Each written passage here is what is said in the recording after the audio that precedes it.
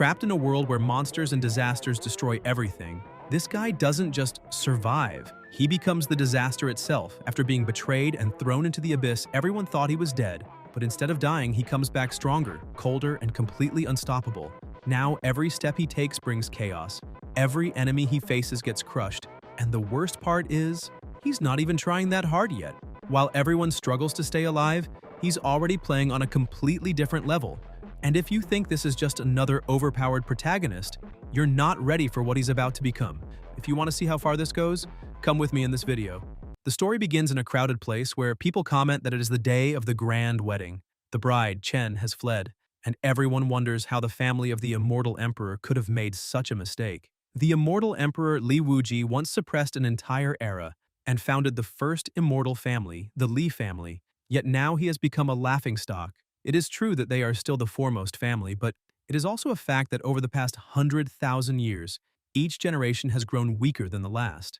Even though Li Chen of this generation has decent talent, it will be extremely difficult to reverse this decline. Someone approaches and says there is no need to wait any longer, because Wingwu will not come and this will not end well. Suddenly, a loud noise cuts through the air, flying carriages approach, and the boy realizes that they have arrived. The elder remarks that it is a good thing the Chen family knows what is best for them, but in the next instant, someone points a spear. Everyone looks in shock as the elder is struck directly. The boy panics at the sight of his father. Soon after, someone approaches, and a soldier announces that the immortal emperor's family has allied with outer demons, and therefore no mercy should be shown, and no member of the family should be allowed to escape. The boy asks what is happening and what they want, but the soldiers reply that the order is to eliminate everyone, and that after the destruction of the immortal emperor's family, the spoils of war will be divided among the sects. Times have changed, and the immortal emperor's family must disappear. At that moment, the emperor pulls the spear out of his own body and declares that these people have chosen to unite to destroy his family, and orders his disciples to listen well and eliminate all of them. The disciples respond that now it is their turn, that they must activate the formation and refine the entire family. Everyone takes their battle positions. The emperor, surprised, asks if they too have turned against the family, reminding them that all present are close relatives of the Li family. The elder tells him not to blame them because this is the general trend. The sole family of the immortal emperor has existed for too long, and now that the path to immortality has opened once again and opportunities for ascension have reappeared, the time for a change of dynasty has come. The boy calls them traitors, but before he can act, a terrifying explosion erupts. A warrior warns that if any member of the Li family dares to resist, none should be left alive. The boy watches everything unfold as his little sister approaches, saying she is afraid. He clenches his fist and says he hates his own incompetence, because he cannot help the Li family.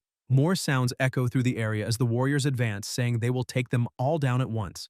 Lights explode everywhere, and new blasts shake the battlefield. The boy cries for his fourth uncle while everything around him turns into brutal war, with lives being lost non-stop. He looks around and realizes that everyone is being slaughtered, his brothers, his sisters, his relatives.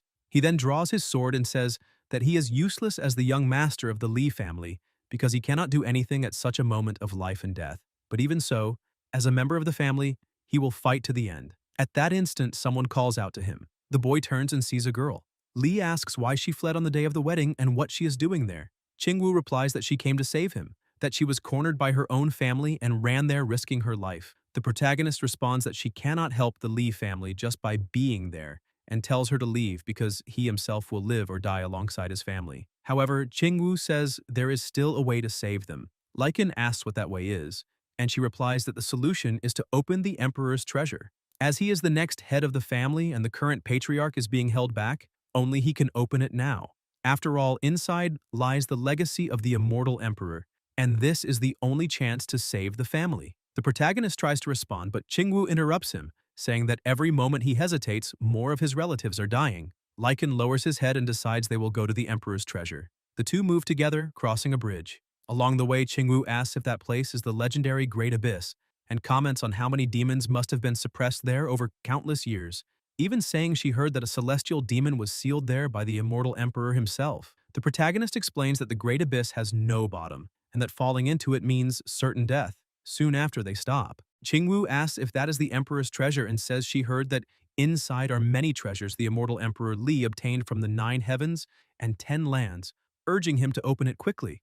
Lycan simply watches, and Qingwu, embarrassed, corrects herself, saying that what she meant is that if they obtain some of those artifacts, they might still be able to save the Li family. The protagonist replies that this is the first time the family has opened the immortal emperor's treasure, so he has no idea what lies inside.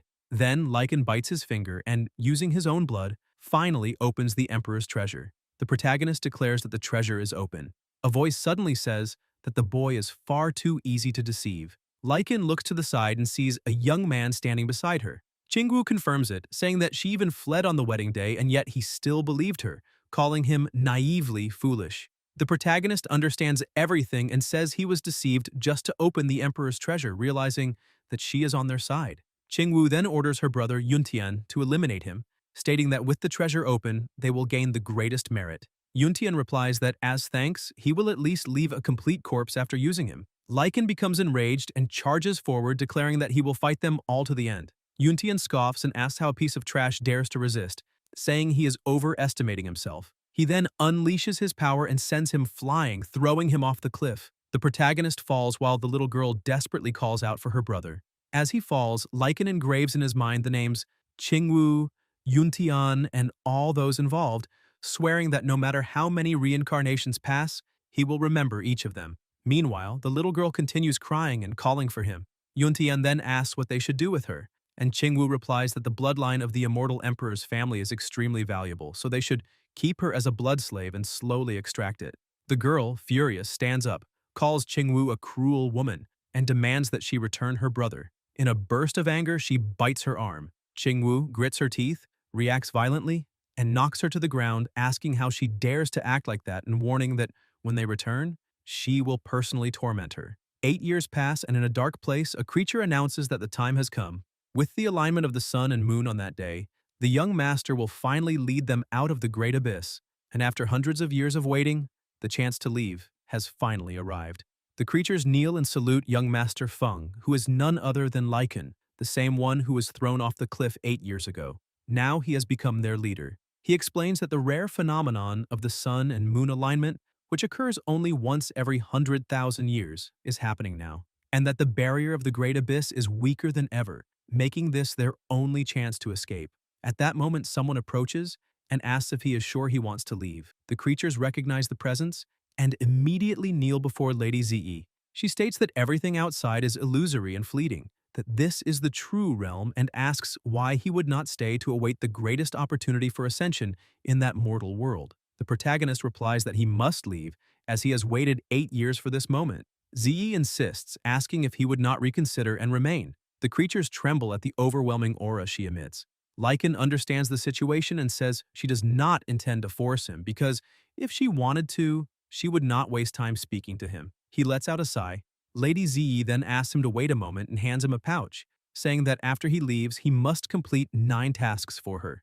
Li accepts, stating that he will fulfill her request and thanks her for granting him a new life. After she departs, the creatures comment in relief that they thought they would die there, since she usually speaks only a single sentence that decides life or death, and that the fact she spoke so much with the young master means she truly values him. The protagonist sighs and recalls that beneath the great abyss lie 100,000 demons, and that they must all clearly understand why he is eliminating the 18 demon lords. The creatures respond that only he can leave that place and also free them, promising that once they escape, they will obey all his orders, and anyone who disobeys will be reduced to ashes. Suddenly, a blinding light appears along with a terrifying energy. The creatures realize that the sun and moon phenomenon has begun. Lycan bids farewell to Lady Ze and calls everyone to advance with him. They move forward together as lightning spreads and the ground trembles beneath their feet. The protagonist explains that this is the regional barrier separating the great abyss from the human continent, and that he must open the passage with his own hands. A portal begins to form, releasing violent electric discharges. The creatures observe, saying that this is celestial lightning capable of destroying the world. Lycan advances and strikes the barrier, demanding that it open. A powerful bolt of lightning descends toward him. One of the creatures warns him to be careful and not to face the lightning tribulation head-on. Even so, the protagonist continues forward and strikes the barrier again, stating that no matter how fierce the celestial lightning may be, the pain he endured in the great abyss over the years is millions of times worse, so this trial cannot even compare. He looks to the sky and challenges it, saying that if it has enough power, it should destroy him at once. Otherwise, nothing will stop him from leaving. He then gathers all his strength and delivers another blow, until the barrier finally shatters. The creatures rejoice at the sight of the opened passage, saying that the regional barrier has finally been broken, and that the young master is truly formidable. Because if that celestial lightning had struck any of them, they would have long since turned to ashes, and so they advance together without hesitation. In another place, before several graves, a girl lights incense and says that 8 years have passed since the Lee family was annihilated. She, Zier, says she misses everyone dearly and wishes she could have gone with him, but she still has a purpose to fulfill, to take revenge and clear the name of the immortal emperor's family because they never conspired with outer demons. Those people destroyed everything and wanted to completely tear apart the Lee family. At that moment, someone approaches and tells her not to be so sad, warning that her body is already weak and crying too much will only worsen her condition, and this person is Baishuang. Xie replies that although Baishuang was sent by the sacred land of chaos to protect her, if not for her care over all these years, she likely would have lost her life long ago, and so her gratitude is immense. Baishuang comments that when she arrived, Xie was only 4 or 5 years old, had suffered family tragedies, lost her relatives, and was reduced to a blood slave at such a young age, which is truly pitiful. And even as a disciple of the sacred land of chaos, she cannot remain indifferent to that. Zier says that if one day her family can rise again, she will certainly repay everything. Baishuang then explains that regardless of right or wrong, it was the forces of the 3 immortal sects, the 6 sacred lands, and the 12 great clans that destroyed the Li family, and that even considering only the sacred land of chaos, it is already far too powerful, something the family could not have faced even at its peak, much less now. Xie lowers her head and Bai Shuang tries to end the subject, telling her to let it go and not relive such painful memories, as they must prepare because the sacred land will soon return to collect blood again. Suddenly, Xie notices something strange, as one of the graves begins to glow. The two turn in surprise and Bai Shuang asks what is happening. Xie replies that it is her brother's spirit tablet and that it is glowing, which means her brother is still alive. Bai Shuang tries to argue, saying that as far as she remembers, the young master of the Li family fell into the great abyss back then. Xie confirms that he did fall, but insists that the glowing tablet proves he is still alive. Bai Shuang says that is impossible, as it is common knowledge that no living being can leave the great abyss. Xie then asks if there is any possibility that he did not actually fall, but Bai Shuang replies that this makes no sense, since it was the Holy Sun himself who threw him into the abyss, and someone like that would not make such a basic mistake. Even so, Xie insists that no matter what happens, she believes her brother is alive, because all those spirit tablets are connected to the family's blood, and the immortal emperor's lineage maintains that link, so it cannot be wrong. Bai Shuang says she hopes she is right, but fears that in the end it may only bring more disappointment. At that moment, the door is kicked open, and an elder enters, saying it is time for the blood collection. Xie sits in a chair as the elder summons a snake and orders it to extract her blood. Then the serpent starts draining her, causing her pain, while Bai Shuang tries to comfort her, saying she should not be afraid because it will soon be over. The elder comments that she had not appeared there for 3 months, but now she looks even more attractive, and some men laugh, suggesting he take the opportunity to enjoy himself. Bai Shuang immediately intervenes, saying he was sent only to collect blood and should not break the rules. The elder responds with a disdain, saying she is a punished person and has no right to lecture him, and that even if he breaks the rules, she can do nothing about it. Bai Shuang stands in front of Xie and says that if he is only collecting blood, she will not interfere, but if he tries anything else, she will report him to the Holy Sun. The elder clenches his fist and strikes her, sending her flying, saying she is seeking her own death. Bai Shuang crashes into pillars and falls to the ground as Xie panics and asks if she is okay. Even injured, Bai Shuang says she is fine, but admits that his cultivation has reached the final stage of the first realm and that she is no match for him. The elder then kicks her, saying that if she cannot fight him, she should stop interfering and just serve him, adding that he will make her more obedient in the future. Even on the ground, Bai Shuang declares that if he dares touch her, she will not let him get away with it. At that moment, one of the men steps on her, pinning her down, saying she can barely protect herself and still dares to threaten others, reminding her that she was demoted there by the sacred land and has interfered with plans several times, and that it would be better to simply eliminate her. The leader says killing her would be too boring, since she always prevented him from touching Xie, so today he will make her watch everything. The men agree, saying he is brilliant and that Bai Shuang should keep her eyes open and watch carefully. Bai Shuang asks if he truly does not respect the Holy Sun, and if he is not afraid of punishment. The leader laughs and says punishment is a joke, since the Holy Sun's wedding is approaching and no one will care about something so minor, adding that as long as the blood of the immortal emperor's descendant is delivered regularly, the Holy Sun will not ask about anything else. He also says that, in addition, she probably does not know, but his cousin has already been promoted to head of that branch of the sacred land of chaos, so he controls everything there and no one can touch him. Bai Shuang asks if there is truly no way to escape today. Meanwhile, elsewhere, someone walks forward. It is the protagonist with his group, saying that 8 years have passed and he has finally left the Great Abyss and returned to the human world. But aside from him, no one from his family is still alive. The creatures ask where they will go now, and Lycan replies that they will naturally take revenge, settling accounts with each of them. Suddenly, he is shocked and asks if that is the aura of the Lai family bloodline, saying he sensed the immortal emperor's lineage and wondering if any family member is still alive. Lycan immediately moves and tells everyone to follow him. Meanwhile, back at the other location, the leader approaches Zir and tells her to feel less pain, reaching toward her body. Zir stares at him and slaps his face. The leader steps back, curses her, and says she does not know what is good for her. A pressure bursts forth, sending Zir flying. The leader says he will make sure to torment her. Zir replies that if he dares touch her, her brother will not let him escape. The leader asks if she means that young man who fell into the Great Abyss and tells her to stop dreaming, saying no one survives there, and that her brother likely does not even have bones left. Zir insists he is still alive and will certainly come to kill him. The leader continues mocking her and says that if he is alive, then he should show himself. Suddenly, a noise is heard. The leader turns and asks who is there. The protagonist steps forward and states who he is.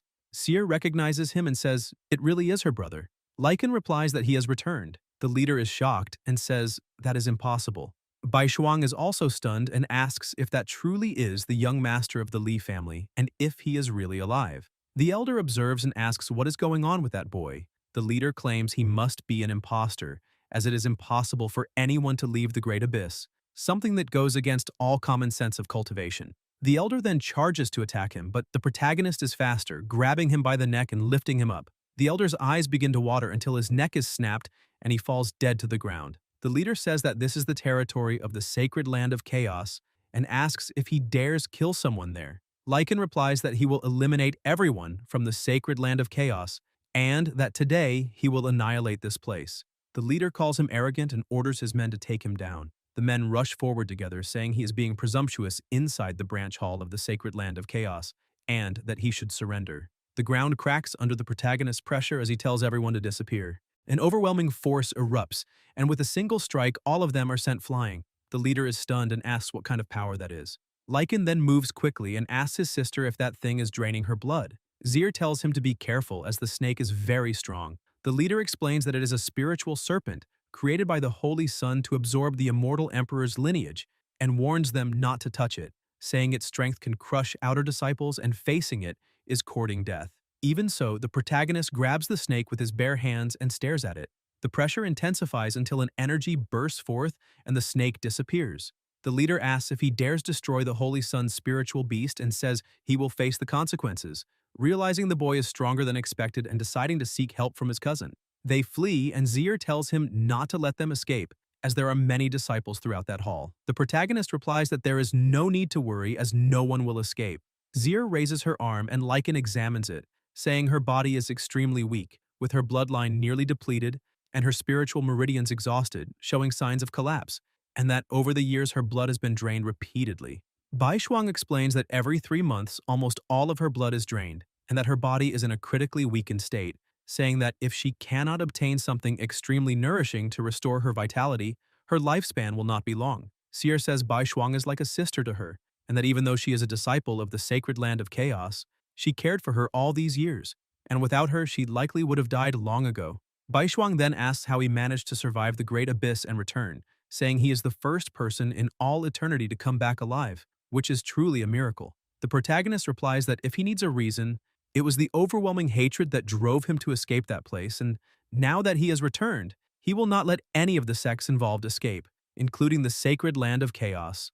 Bai Shuang says that although his strength is great and he can defeat someone like Li Hu, there are countless disciples even stronger within the sacred land of chaos, not to mention the elders and other extremely powerful experts. Lycan asks what the problem is, and Bai Shuang urges him to listen to her advice, saying he should take Zir and flee as far as possible, hide and abandon any idea of revenge, because the sacred land of chaos is a colossal force he cannot deal with. Zir, worried, says she does not want anything bad to happen to him again. The protagonist calls her And Seer says her hatred is as deep as the sea, that she wants revenge until the very end, and that she will follow him even if it means death without any regret. Bai Shuang listens and sighs. Lycan then says they should leave first, but at that moment someone appears. The two girls look in shock as they see creatures stepping over the defeated men. Bai Shuang, frightened, asks who they are, and the protagonist tells her not to be afraid, explaining they are all on his side. One of the creatures asks if they should eliminate everyone there. Li Hu tries to resist and says he cannot do that because his cousin is Liang, the branch leader of the sacred land of chaos, and that if he dares touch him, he will surely lose his life. Lycan tells them to release him, and the creature immediately lifts its foot. Believing he has the upper hand, Li Hu says he is wise to know when to retreat and that he should also release the other subordinates. The protagonist coldly replies not to leave anyone else.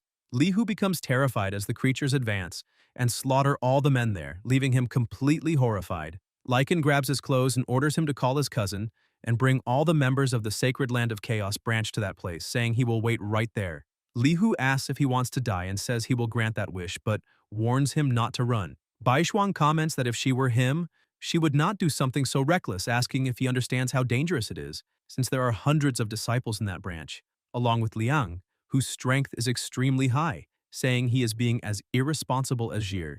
One of the creatures reacts angrily, asking how she dares speak to the young master like that, but the protagonist intervenes and says it is fine. Bai Shuang explains that after so many years, she has come to see Sierre as her own sister and does not want anything to happen to her. Sierre says she believes in her brother, takes Bai Shuang's hand, and says she can believe as well. Bai Shuang hesitates, pats her head, and says she is a good girl, but reiterates that as a disciple of the sacred land of chaos, she knows just how powerful that sect is, saying that a single person facing an entire sect is like a mantis trying to stop a chariot. Lycan then asks if besides her there are any other family members still alive. Seer says yes, that she was not the only direct descendant captured and enslaved back then, but she does not know who they are or where they are. The protagonist tells her not to worry because from now on no one will be able to intimidate her, and that he will settle accounts with every family involved and avenge the Li family. Right there, Lycan takes the pouch and remembers that he promised that woman he would complete 9 tasks after leaving the abyss, saying she is the most mysterious person he has ever met, that she gave him a new life, and therefore he must fulfill his promise. He decides to check the first task, reads the note, and is surprised to discover that he must annul an engagement, commenting that although Qingwu caused nothing but trouble, the engagement with her has not yet been officially cancelled. At that moment, the sound of breaking stone echoes through the area. Liang appears, saying he wants to see who is so arrogant as to act like that there. Li Hu points at the protagonist and says it is the boy claiming to be Lycan of the Li family, though he is not sure if it is true. Liang dismisses it, saying he must be pretending, questioning how that useless young master could have survived the Great Abyss, and asks who he really is. The protagonist simply looks at him with disdain and asks if all the members of the Sacred Land of Chaos have arrived. Liang replies that of course they are all there, and that today he will not be able to escape, even if he had wings. Lycan lets out a cold smile and asks if everyone is ready to begin. The creatures become excited and say they can no longer wait, that their blades have long craved fresh blood and that this will be a feast. The protagonist then orders them to advance and leave no one alive. Liang questions if everyone heard what he said, and Li Hu mockingly repeats that he ordered no one to be left alive, laughing and calling him ignorant for saying such a thing. In the next instant, one of the creatures moves at incredible speed, drives its arm through Li Hu's body, and asks if he can still laugh now. Li Hu is killed instantly and collapses to the ground. Liang, furious, asks how he dares do that. The other creatures advance, repeating the young master's order to leave no one alive, saying they have not tasted fresh blood for hundreds of years. Liang continues to question how they dare act like that within the territory of the sacred land of chaos, calling it extreme arrogance. The protagonist ignores him and asks where Yuntian is. Liang reacts indignantly and asks if he dares refer to the Holy Sun by name, then turns to Bai Shuang and orders her to eliminate the boy. Bai Shuang replies that she is no match for him. Liang accuses her of disobeying orders and asks if she is trying to become a traitor to the sacred land of chaos. Bai Shuang says she is not a traitor, she simply does not agree with the sect's actions. Liang then decides to act himself, saying he will personally exterminate everyone there. He takes a fighting stance and executes the divine wood palm technique. Bai Shuang immediately warns the protagonist to be careful, saying it is a secret technique of the sacred land of chaos and that he must not make contact with it. Even so, the protagonist blocks the attack directly. Liang is surprised and says he truly has some strength, but that he is underestimating the sect's secret techniques. Lycan touches his hand and something immediately begins to form. Baishuang explains that she had warned him not to touch it, because once entangled by the spiritual vines generated by the divine wood palm, his spiritual power would be sealed instantly, causing him to lose all combat ability. Liang mocks him, saying even that traitor warned him, and yet he still fell into the trap, calling him stubborn, and saying he is now completely at his mercy. However, the vines are instantly cut apart, and the protagonist says he is overthinking it. Liang is confused and says his spiritual power should have been sealed, asking how that is possible. Before he can react, Lycan strikes him directly, sending him crashing to the ground. Baishuang watches in shock, realizing Liang has no ability to fight back against him. The protagonist then asks once more where Yuntian is. Liang, lying on the ground, says the Holy Sun is above and is not someone he can simply demand to see. Lycan steps on his arm, making him scream in pain, then crushes his leg as well. Unable to endure any longer, Liang says he will tell him, revealing that in a few days the Holy Sun will become engaged to Qingwu of the Chen family, and that he will go to the family's residence for it. Liang, lying on the ground, begs to be spared, saying that he is the hall master of the Chaos Sacred Land, and that if he is killed, the Chaos Sacred Land will not let it go. The protagonist places his foot on his neck, pressing him against the ground. One of the creatures approaches and comments that everything is already settled, saying that that number of people isn't even enough for a real massacre, and asks what their next destination will be, stating that following the young master in such a satisfying slaughter was worthwhile. Lycan replies that the next stop will be the Chen family. Sierre says she wants to go back home and take a look, and the protagonist agrees, saying they will first return to the Li family. Sierre then calls Baishuang to go with them, but Baishuang replies that she is still a disciple of the Chaos Sacred Land and must return, only asking the young master to take good care of Sierre. Sierre doesn't accept that decision well, but before she can insist, one of the creatures steps in front of Baishuang and tells her to stop. Baishuang asks what the young master means by that, and Lycan explains that with the Chaos Sacred Land branch destroyed and his sister rescued, she will likely be punished upon returning, so he questions why she doesn't come with them. Baishuang says she still has unfinished matters within the Chaos Sacred Land and cannot simply leave. One of the creatures comments that they shouldn't let her go, because once she returns, the Chaos Sacred Land will likely discover that he is still alive, which could interfere with their next plans, suggesting it would be better to keep her under control. Even so, the protagonist decides to let her go. The creature comments that the young master has grown soft and that it's better to leave. Baishuang then walks away. About half an hour later, the creatures fly alongside the young master. Lycan comments that he fell into the great abyss right after opening the Emperor's treasure back then, recalling that it was the first time the Li family opened it, and asks Zier if she knows what items were obtained from it. Zier replies that she isn't sure, but she knows the treasure was divided among the 3 immortal sects and the 6 sacred lands, while the 12 great clans didn't even have the chance to participate in the division. She adds that later she discovered the reason for opening the treasure was related to the so-called Heavenly Road, and that the items obtained there would be of great help in ascending that path in the future. The protagonist reflects and wonders if this Heavenly Road is the same as the path to immortality, recalling that the lady had suggested he stay and wait for the greatest immortal opportunity, and begins to consider whether all of this is connected to ascending the Heavenly Road. Zier then says they've arrived, pointing out that just beyond that mountain lies the old residence of the Li family, remembering that when she was a child she used to play there. They land and notice people present. Lycan observes and questions what is happening. Zier is also surprised and asks if she is seeing correctly, because there are people living in the ancestral lands of the Li family. The protagonist states that the family was completely exterminated, so anyone there can only be an enemy, never an ally, and orders them to surround the area and not let anyone escape, while he himself will investigate. Looking more closely, Zier recognizes the group and says it is the Deep Fire Sect, one of the 12 great clans that participated in the destruction of the Li family, concluding that they were the ones who took over the ancestral lands. 2 men approach and ask what they are doing there. Lycan stares at them and returns the question, asking what they are doing in that place. They reply that this is the territory of the Deep Fire Sect, so it is natural for them to be there. The protagonist counters that this place is his home, so it is also natural for him to be there. They mock him and ask if he is trying to please them, saying that if he offers 50 spirit stones as a sign of respect, they might allow him to join the Deep Fire Sect, and ask what he thinks about that. Then one of them even suggests that if the girl accompanies them, that would also be acceptable. Suddenly a swift movement occurs, and one of the elders' eyes widen as his arm is violently twisted. Even lying on the ground, he still tries to maintain arrogance and asks how he dares to act like that. Lycan then extends his arm and strikes his face with force.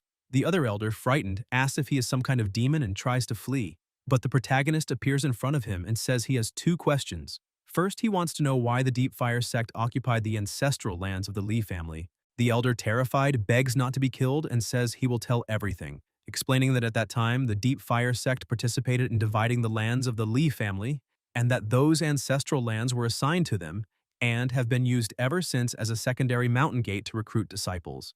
Lycan then asks the second question, wanting to know who is the strongest there, and what that person's cultivation level is. The elder replies that the one in charge is Changzai, the fourth elder of the Deep Fire sect, and that he himself is only an outer disciple, with no knowledge of that elder's cultivation level. The protagonist reacts by saying that Changzai, master of the fifth branch, is one of the 8 direct branches of the family, and that the family was destroyed so quickly back then, precisely because many relatives rebelled at the decisive moment, catching everyone off guard so he doesn't believe that this traitor is truly there.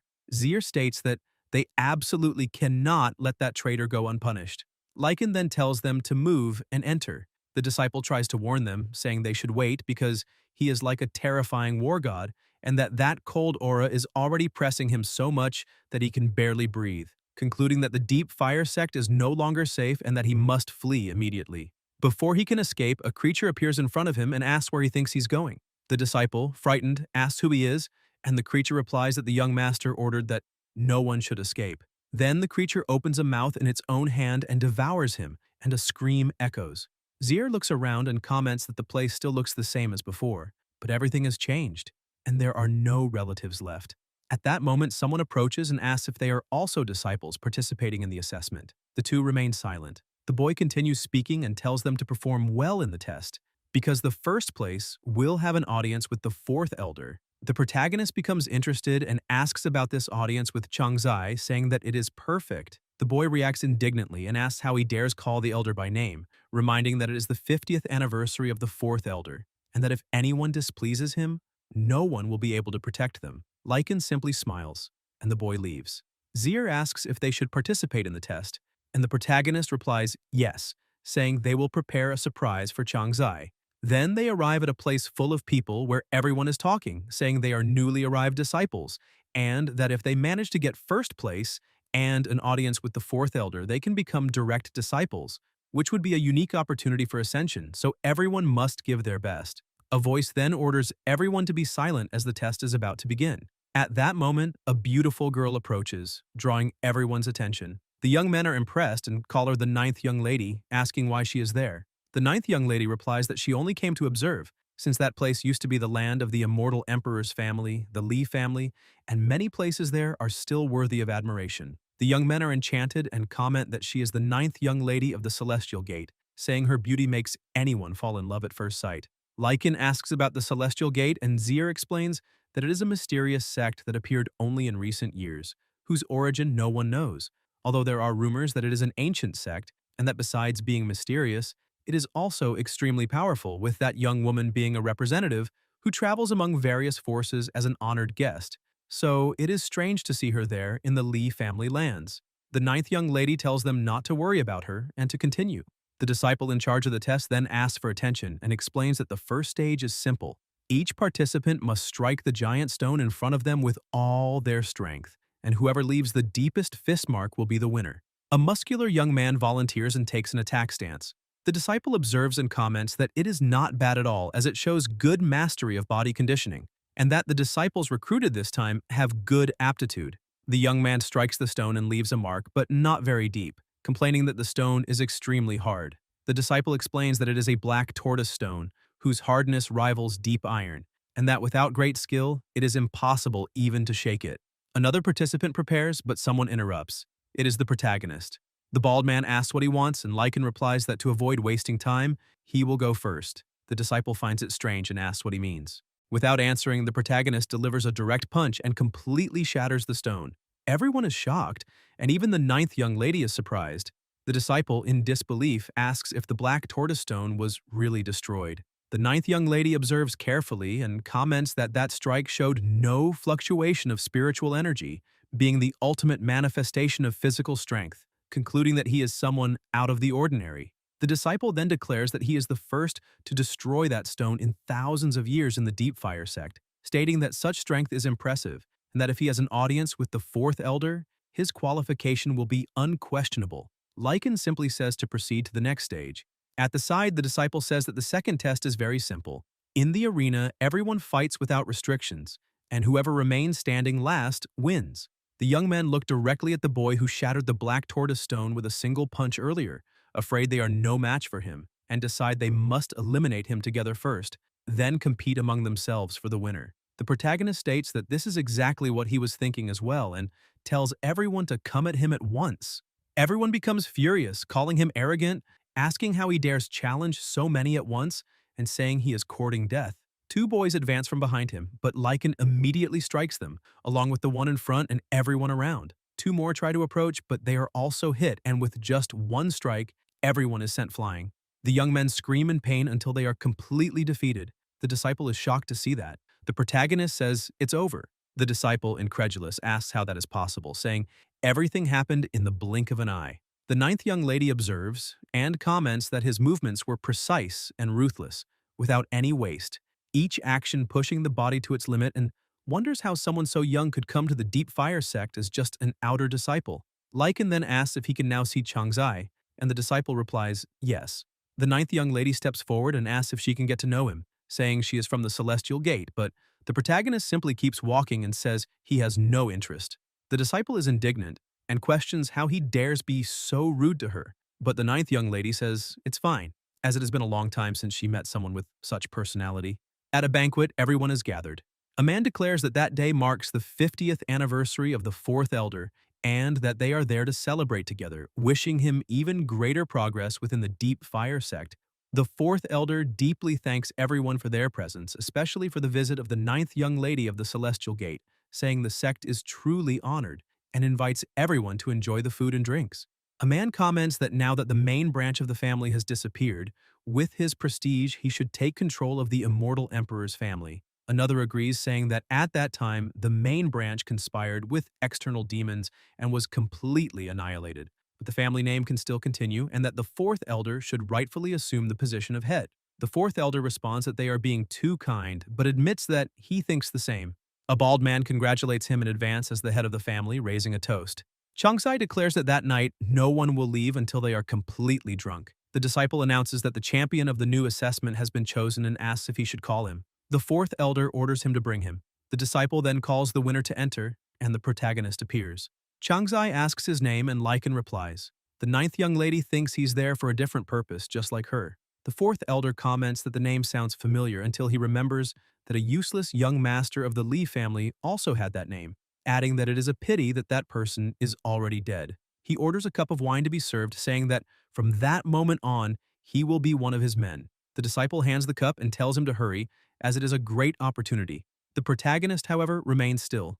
The bald man gets angry and asks what he's waiting for, ordering him to kneel and toast the elder to secure a bright future. At that moment, Lycan throws the drink directly in the elder's face. The bald man shouts, asking what he is doing. The fourth elder asks if that was an accident or intentional. The protagonist stares at him, walks up, and slaps him across the face. Everyone is completely shocked. The ninth young lady is also surprised. Changzai is sent crashing to the ground along with the food. Some guests do not understand what is happening and ask what he is trying to do. The fourth elder declares that he has rebelled. A disciple shouts that he dared to disrespect an elder and advances to eliminate him, but the protagonist extends his hand and knocks him down with a single strike. Changzai, dazed, says he defeated the best outer disciple of the Deep Fire sect with a single move and asks who he really is. Lycan then asks if he truly doesn't recognize him. The fourth elder looks at his face carefully and questions if he has seen him before, until his eyes widen as he finally recognizes him. The protagonist says that he finally remembers. Changzai, in shock, asks how that is possible, how he could still be alive. Everyone around becomes confused and starts questioning whether he is the young master of the Li family, remembering that he had fallen into the abyss and wondering how he managed to get out and survive. The ninth young lady wonders if the young master of the Li family really came out alive from the great abyss and realizes this is shocking news, as the secret of that place might finally be revealed. The fourth elder orders everyone to be silent and says that no matter how he survived, since he dared to appear there, he must lose his life again. The blonde agrees, saying they must not let that remnant escape, as eliminating him will be a great achievement. The ninth young lady intervenes and tells them to stop. Changzai laughs and tells her not to worry, that she will also receive credit for the boy's death. However, she steps forward and says he is thinking too much, making it clear that she is protecting the young man and that no one can lay a finger on him. Lycan is confused while the fourth elder asks what she means by that. She replies that it is simple, she will take him with her, and whoever tries to kill him will be eliminated by her. She also tells the boy not to be afraid, that he can return with her to the Celestial Gate, where his safety will be guaranteed. The protagonist refuses, saying it is not necessary and that she is not qualified to interfere in his affairs. The ninth young lady becomes irritated, asking why his words are so unpleasant. Changzai laughs again and says that it seems the fool does not appreciate her kindness, so there is no reason to hesitate. He will be eliminated right there. A man approaches with a sword and says, there is no need for the elder to act personally against a mere youth. He will handle it himself. The man tells him to choose how he wants to die. The ninth young lady warns that that man is the leader of the Blade Gang, whose swordsmanship is extremely fierce, making him a difficult opponent. However, Lycan moves quickly and defeats him with a single devastating strike, sending him flying. The ninth young lady sighs and says to ignore what she said earlier. Everyone is shocked to see the opponent defeated with just one blow, questioning if that boy was not considered useless and how he became so powerful. A priest steps forward and says that his talent deserves his attention and that he will eliminate him to celebrate the fourth elder's birthday. He summons a talisman and declares the orthodox law of the five thunders, saying he will ensure the boy disappears without a trace. The protagonist simply grabs the talisman between his fingers. The priest is stunned, while Lycan remains completely unharmed. The priest cannot believe it, saying he is trying to hold a thunder talisman with his bare hands and asking if he does not fear death. The protagonist releases overwhelming power and shatters the talisman into pieces. The priest is shocked, unable to understand how someone could crush a thunder talisman like that. The ninth young lady observes that there is something strange about that young man's strength, that he's not an ordinary cultivator, and her interest in him grows even more. Lycan approaches the priest, places his hand on his face, and the man asks what he is doing. The protagonist then releases his energy and declares that he can not only destroy thunder spells, but also destroy him. Lightning emerges, and the priest is instantly eliminated. The bald man watches in shock, noting that he was also defeated, remembering that Taoist Kanglian cultivated for 200 years and reached the second realm, with 5 energies converging at the origin, and even so was killed without resistance. Lycan then looks at the fourth elder and says he is next. Changzai steps back in fear and says he is not worthy, stating that this is the territory of the Deep Fire sect and ordering everyone to attack together, promising to make whoever kills him a true disciple. The guards advance and surround him, confident that together they can defeat that boy, competing among themselves for the final blow. As they advance, 3 of them are defeated with a single strike. The fourth elder realizes the situation is far too strange, thinking he must inform the sect master immediately. The protagonist continues fighting and eliminates the guards with overwhelming force. Changzai tries to flee, saying those disciples only serve to delay him, and that the boy is naive for thinking he can stop him. Suddenly, a body falls in front of him, and Lycan appears right behind him, saying that he had said he would be next. The fourth elder panics, unable to understand how that happened, while the surviving guards say he is a monster, because even with so many attacking, they could not slow him down at all. The protagonist orders him to kneel and apologize. Changzai laughs nervously and says he thinks he can do something against him, declaring that he will kill him. Lycan strikes his leg, making him scream in pain and fall to the ground. Then the protagonist steps on him, terrifying everyone around. Then Lycan declares that as the head of the Lai lineage, he betrayed the Li family and became a traitor, and that his crime deserves death. The fourth elder begs to be spared, saying he recognizes his mistake, but in the next moment, a sword pierces his body from Zier's hands. On the verge of death, tears run down Changzai's face while Zier tells him to remember her, revealing that for 8 years she thought every day about killing them to avenge the Li family, and that she has finally fulfilled that wish. The fourth elder, still trying to resist, says that the Li family was destroyed by the entire world and questions whether they would be able to eliminate everyone, asking if they have that ability. The protagonist replies that it is not something he needs to worry about. Then Lycan places his finger on his forehead, releases a light, removes his hand, and Changzai is completely eliminated. The guards, upon seeing the fourth elder's death, panic and begin to flee. Outside of the creature's wait, and a maid comments that she wonders how the young master is doing, worried about the number of Deep Fire sect disciples inside. The servant beside her says there is no need to worry, recalling that the young master crawled out of the frozen side and was taken in by Miss Zai, and that she is worrying for nothing. The maid agrees and explains that the frozen side is known as the dwelling of 100,000 vengeful spirits, and that those who manage to come out of there are infinitely more cruel than those spirits.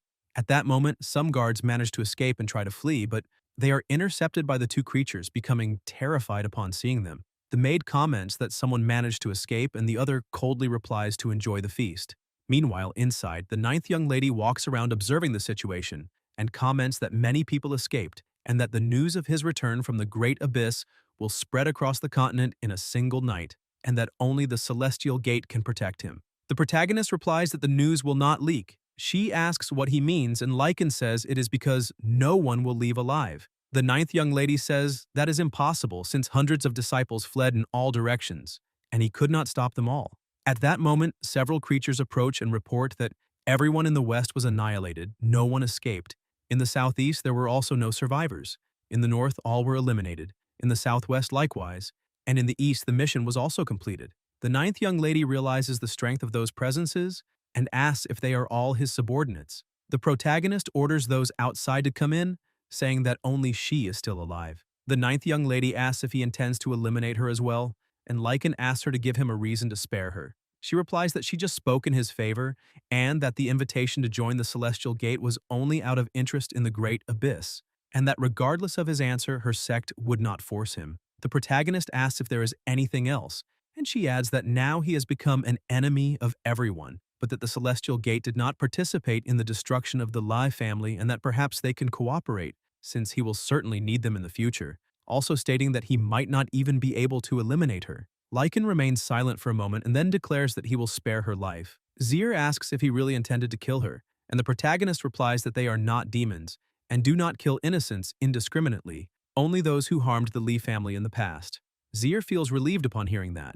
The ninth young lady then asks what the next step will be, and Lycan replies that they will go to the Chen family. She asks if it is the family where the young master's fiancé, Chen Qingwu, lives, mentioning that according to information, the family is about to arrange a marriage with the holy son of the Chaos Sacred Land, commenting that things are getting interesting. In the city of Changzhou, the protagonist moves with his group until they stop in front of the entrance to Yanzhou City, territory of the Chen family. Suddenly, Zir kneels, and Lycan becomes concerned, asking what happened. She feels something strange and begins to cultivate, while a surreal aura starts to surround her. The protagonist checks her breathing and notices something surprising, saying that she is awakening the immortal emperor physique of the family lineage. One of the creatures observes that although her bloodline was weakened and her body frail, that white light overflows with vitality and indicates the awakening of a special physique, suggesting that she turned the misfortune into a blessing after having her blood constantly extracted over the years. The protagonist then asks what it means to turn adversity into a blessing.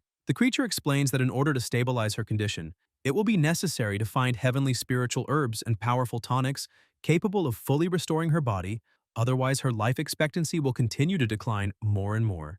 But now that she is awakening an unmatched physique, this is probably connected to the continuous extraction of the immortal emperor bloodline over all those years, which ended up activating the young lady's hidden potential, although this situation is extremely rare and practically unprecedented in history. Lycan observes that even so, her life expectancy is still decreasing.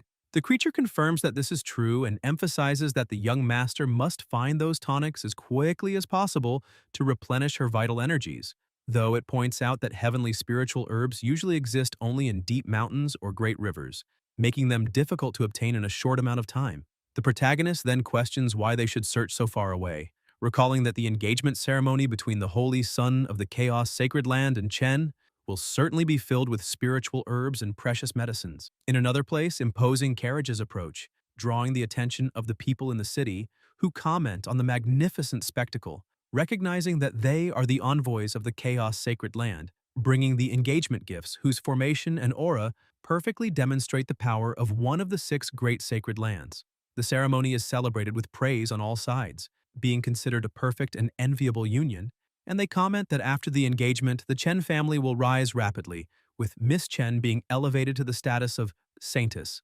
Meanwhile, on a nearby cliff, the creature suggests that it is already time to act. Lycan summons the shadow demons, and one of them immediately appears, calling him Young Master. The protagonist orders them to isolate the entire area, and the shadow demon smiles, saying that this is his specialty. Inside a boat, a leader warns his men to stay alert because they are about to reach Yanzhou City, emphasizing that the engagement gifts are extremely valuable and that there can be no mishap. A disciple responds confidently that he is exaggerating, questioning who would dare attack the Chaos Sacred Land, claiming that even if they left the gifts in the middle of the street, no one would have the courage to steal them. At that moment, the shadow demon releases a flock of crows that quickly surrounds the entire vessel, covering the sky and the sun, causing shock among the people waiting for the arrival, who can no longer even see the envoys of the sacred land. The leader asks where so many crows came from, and orders everyone to prepare for battle. Suddenly, someone jumps into the boat, revealing himself as Lycan accompanied by his group. The leader demands to know who they are, and the protagonist calmly replies that they came to deliver an offering to the Holy Sun. One disciple relaxes and says it was just a false alarm, suggesting that they probably were not invited and are trying to gain the favor of the sacred land by delivering gifts. The leader orders them to leave the offering and get out of that area immediately. The disciple reinforces the order for them to hand over the gifts and leave. Lycan merely points his finger, saying that he understands. In the next instant, the disciple's eyes widen and he is killed instantly. The leader is shocked and asks how he dares to act that way, ordering them to capture the intruder. The disciples charge as a group, but the protagonist remains silent, taking only one step forward while his creatures face all of them. The leader, in despair, states that those are elite disciples of the Chaos Sacred Land and cannot understand how they are being defeated so easily. Lycan then says that he already explained it, that they themselves brought a great offering to the Holy Sun. The leader panics and tries to flee, threatening that as soon as he reports what happened, the protagonist's entire clan will be exterminated for 10 generations. But before he can escape, the servant appears in front of him with absurd speed, leaving him utterly terrified. The servant declares that he will tear out his tongue and in an instant fulfills the threat, leaving the man desperate as he clutches his mouth. All the disciples are quickly slaughtered and the creature reports that everything has been resolved. The protagonist then orders the shadow demons to disguise everyone as disciples of the Chaos Sacred Land, because he intends to give a great surprise to the Holy Sun and Qingwu. The shadow demon replies that there is no problem and uses his power, transforming the appearance of the creatures so they look exactly like disciples of the sacred land. The crows then disperse, and the people waiting below comment that they heard screams from above, but they believe that nothing serious happened. Elsewhere, a door is opened by one of the creatures, who confirms that there is an enormous quantity of spiritual herbs and precious medicines stored inside, concluding that the Chaos Sacred Land is truly generous, because those resources would be enough to support even an entire small sect. Lycan tells his sister to enter, explaining that she is at a critical moment of transforming into a special physique and must absorb all the spiritual and medicinal herbs there with all her strength. In that same place, Zier continues cultivating, and the aura around her becomes increasingly strange and intense. The creature watches, intrigued, asking what kind of special physique she is awakening, because the pressure released already at the initial stage is terrifying.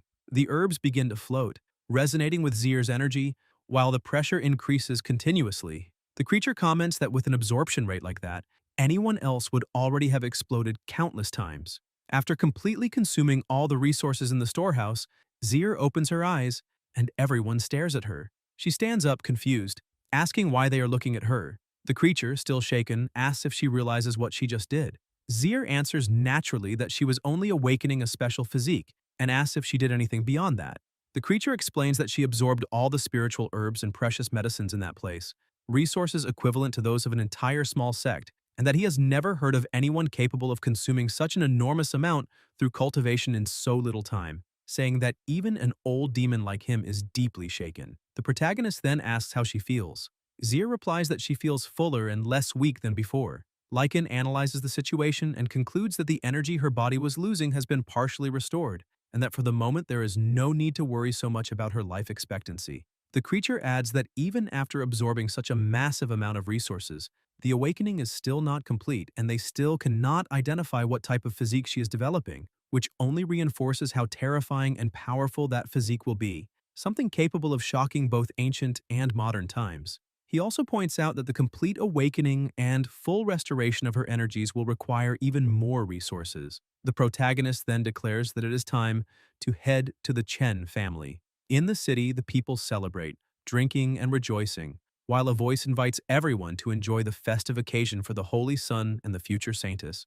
The patriarch asks about the preparations and whether everyone has already arrived. The steward replies that the Holy Sun and the young lady are ready, that guests from every region have arrived, and that all the great immortal sects, sacred lands, and great powers have sent congratulations, stating that the Chen family has never been so glorious. The patriarch declares that from that day onward his family will grow rapidly and aspire to become one of the most important in the world. The steward praises him, saying that all of this is due to the patriarch's brilliant strategy and the young lady's extraordinary talent. The patriarch states that the smartest decision he ever made was to stop her from marrying that young master of the Li family in the past, in addition to personally leading the attack that destroyed the Li family and winning great merit for it. At the auspicious moment, a powerful energy spreads, and a voice announces the arrival of the holy son of the Chaos Sacred Land, Yuntian and Qingwu of the Chen family. The two approach, being praised as a perfect couple, with people highlighting that Qingwu possesses a special physique and that her union with the Holy Sun is ideal, also claiming that it was fortunate that she did not marry the young master of the Li family. Qingwu declares that from that moment onward he will be her Dao companion and must not disappoint her. Yuntian takes her hand and promises that she need not worry, because his heart will belong only to her. Qingwu says that she believes him and states that the best decision of her life was to abandon that useless lichen and choose Yuntian. He replies that someone like the young master of the Lai family was never worthy of her, and reveals that the Chaos Sacred Land has brought a great gift, assuring her that it will be a surprise. Qingwu becomes excited and eager to see it. At that moment, disciples approach and Yuntian asks what happened, questioning whether there was some problem at the branch where Zir was being held. The disciple replies that someone rescued her and that everyone at the branch, including Hallmaster Liang, was killed, except for Bai Shuang, who had been in charge of watching her. Yuntian asks who was responsible, and the disciple says they still do not know because Bai Shuang refused to speak, and for that reason it was decided that an elder of the sacred land would conduct a soul search on her. Qingwu asks whether there are still surviving members of the Li family. Yuntian orders them to investigate at all costs and states that they must capture Zir, explaining that after years of extracting the immortal emperor bloodline, he is on the verge of reaching the great perfection of his holy body, and that this human tonic must not be wasted. The disciple withdraws, saying he understands.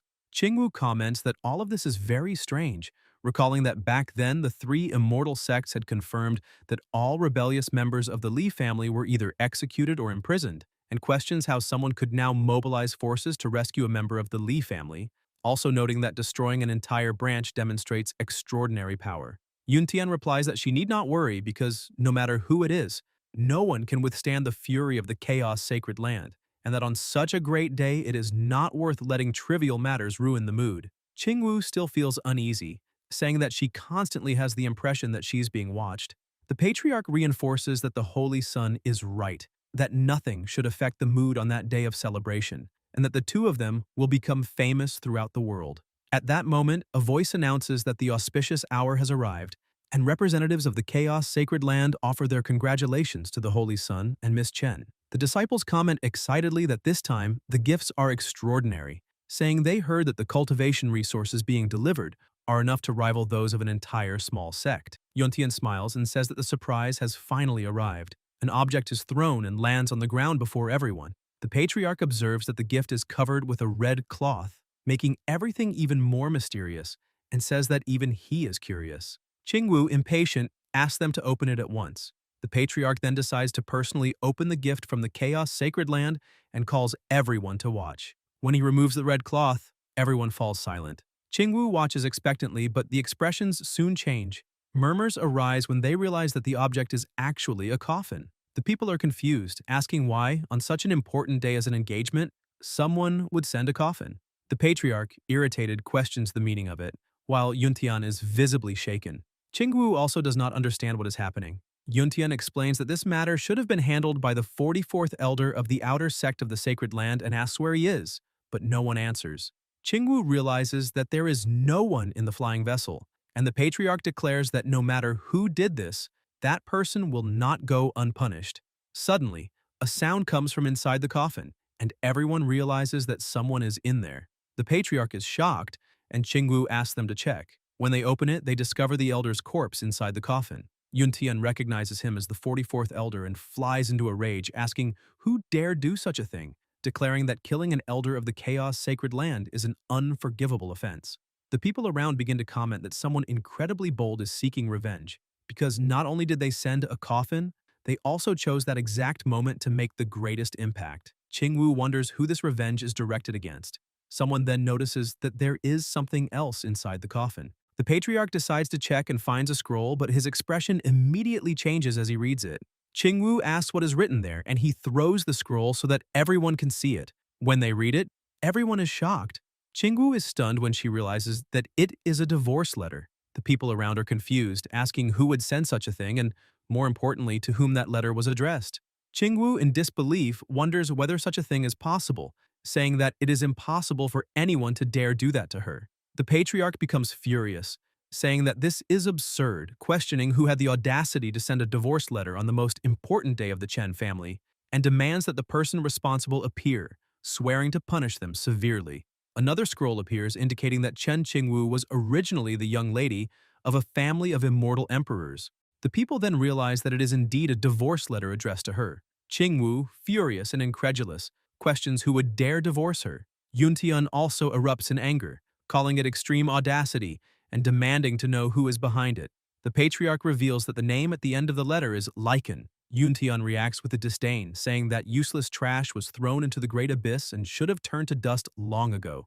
Qingwu, still in shock, connects the events, recalling the destruction of the branch and the rescue of Seer, and begins to suspect that he may not be dead. Yuntian rejects the idea, declaring that if someone like him managed to come out of the great abyss, he himself would call him father. At that moment, a voice echoes from inside the boat, saying that he does not have such an unfilial son. Yuntian turns immediately, demanding to know who spoke. Then the protagonist appears, revealing himself to be alive. Yuntian is utterly shocked, saying that it is impossible, while Qingwu, equally stunned, asks how he can still be alive. The patriarch watches the situation and asks whether what stands before him is real or an illusion. Lycan replies that back then, when the Chen family was facing a crisis of extermination, it was the Lai family that saved them from danger, but in return they received ingratitude, betrayal, and every kind of cruelty, and that now the time has come to settle the accounts. The people around murmur, recognizing that he truly is the young master of the Li family, and wonder how he managed to survive and escape the great abyss. Qingwu, still disbelieving, asks if it is really him. The protagonist then asks whether she liked the engagement gift he sent that day. The patriarch, furious, declares that whether he is real or not, alive or dead, if he dares cause trouble for his family, he will be torn to pieces. An elder steps forward with contempt, saying that he is nothing but a useless waste and that there is no reason for such commotion. The patriarch orders them to capture him alive, stating that he will make him pay an extremely painful price. The elder approaches confidently, but before he can even act, Lycan appears in front of him and grabs him by the neck, beginning to squeeze.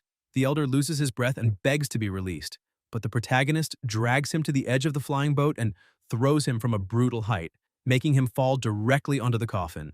The patriarch, shocked, states that that man was a peak expert of the second realm and questions how he could have been defeated so easily. Yuntian then asks Qingwu if she is certain that this is really Lycan, and she confirms that it is, saying that despite the change in his demeanor, there is no doubt that he is the young master of the Lai family. Yuntian concludes that the destruction of the Chaos Sacred Land branch was probably his doing as well. Lycan responds coldly, saying that it is only a mere branch and that sooner or later he will destroy the entire Chaos Sacred Land. Enraged, Yuntian asks how he dares speak with such arrogance and orders his men to capture him in the name of the Holy Sun. The disciples step forward enthusiastically, declaring their loyalty to the Chaos Sacred Land and the Holy Sun. The protagonist then states that those who have nothing to do with this matter may still withdraw, otherwise they will be slaughtered without mercy. The people react with indignation, asking who he thinks he is to threaten them. Lycan then declares that no one will leave that place. The warriors charge at him confidently, saying that they will capture him and uncover his secret. The protagonist orders the attack, and his creatures move instantly, killing one enemy before he can even react, while another creature bites a warrior's neck until he dies. The creatures continue advancing, slaughtering everyone in their path. The patriarch sees the situation and shouts that they are demons, asking how they managed to get in there, ordering that they all be killed. One of the creatures activates a powerful formation, declaring that the entire Chen family will be refined. Intense light spread and the disciples panic, realizing that it is a deadly formation. The patriarch, alarmed, asks when that had been prepared. Lycan answers that in the past, during his own wedding, the Chen family set up a similar ambush, catching his family by surprise and causing a massacre, and that now he is only returning the same fate. Qingwu realizes that everything had been planned in advance as revenge. Yuntian, despising him, says that he is nothing but an ant, and that no matter how much he schemes, he will not escape death. The patriarch charges with a powerful punch, ordering him to take the blow. The protagonist had already been waiting with his fist prepared, and when the strikes collide, an enormous pressure spreads, resulting in the patriarch's arm being torn off. He falls to the ground screaming in pain. Qingwu runs to him in concern, unable to comprehend Lycan's strength, and suggests that they retreat to the Chaos Sacred Land and bring reinforcements. Yuntian rejects the idea, declaring that that brat ruined his ceremony and humiliated him publicly with a divorce letter, which is an unacceptable affront and that he himself must kill him there. Qingwu decides to fight at his side, but Yuntian says that she can merely watch, because he alone is enough to crush Lycan with a single blow. He charges, but before he can even get close, he is struck and sent flying, suffering serious injuries. Qingwu is shocked. Yuntian rises coughing, saying it was only carelessness and that no one needs to mention it. He charges again with his fist clenched, but the protagonist intercepts him, grabs his face, twists his neck, and slams him to the ground. Qingwu runs to him and asks if he is all right. The patriarch, still in shock, states that the Holy Sun is no match for that beast even in a single exchange. Irritated, Yuntian gets up and says that he dared to strike him in the face, something unforgivable. The pressure around them intensifies greatly, and Yuntian finally draws his sword. Qingwu, surprised, recognizes that it is a sacred artifact. The patriarch becomes excited when he sees the weapon, and states that with a sacred artifact in hand, that brat will surely be subdued. Yuntian declares that at last that useless trash is worthy of forcing him to use a sacred artifact of the Chaos Sacred Land to cut off his head. Lycan looks at it with disdain and questions this so-called sacred artifact. Qingwu approaches and proposes that they attack together. In the same instant, Yuntian charges with his sword while Qingwu lashes out with her whip wrapped in spiritual power, binding the protagonist's body. She says that he is immobilized, and Yuntian uses the opening to rush forward with everything he has, driving the sword into his body and celebrating, saying that he finally struck him. Yet the protagonist remains unharmed and coldly comments that he even looks happy when he smiles. Yuntian is confused, and Lycan calls him an idiot. Qingwu realizes it first and states that the sacred artifact failed to pierce his body. Yuntian is horrified and cannot believe it, saying that even meteoric iron would be pierced by that weapon, and asks how a fleshly body could resist it. Even so, he refuses to accept it and attacks again. The protagonist breaks free from the whip through brute force alone, making Qingwu realize that he shattered the void chains without using any technique. Yuntian continues charging in desperation, but suddenly his sacred artifact breaks apart. He is stunned, unable to understand how such a thing is possible. Lycan then comments that it has been a long time since he last tasted a sacred artifact. A strange energy moves as he extends his hand, and the fragments of the weapon are absorbed directly into his body. The patriarch, in shock, asks what he is doing, and Qingwu says that this is something without precedent. A surreal aura erupts around him, accompanied by a heavy sound, and the pressure rises drastically. The protagonist says that the long-awaited increase in strength truly came from the sacred artifact offered by the Holy Sun. Yuntian, terrified, asks what kind of monster he is. Lycan then calls them an adulterous man and woman, and says that the time has come to act. He charges forward and strikes them with a devastating impact, making both of them spit blood. Qingwu senses the danger and says they need to flee immediately. Yuntian agrees, saying that when he returns to the sacred land, he will tear him to pieces. Lycan calls him naive and pursues them at frightening speed. Qingwu realizes that he is catching up rapidly and says that this is very bad. Yuntian panics and asks what they should do. Qingwu decides that he must flee first while she holds the enemy back. Yuntian is moved, believing her, and promises that he will bring reinforcements to save her. The protagonist watches coldly and says that 8 years have passed and they are still just as weak. Yuntian starts to flee, but suddenly stops when he feels his foot being caught. Looking back, he sees Qingwu holding him with the whip and saying that he is going the wrong way. He curses her in disbelief, asking how she dares do that. Qingwu pulls him in, strikes him, and coldly tells him to die in peace, claiming that she will avenge him.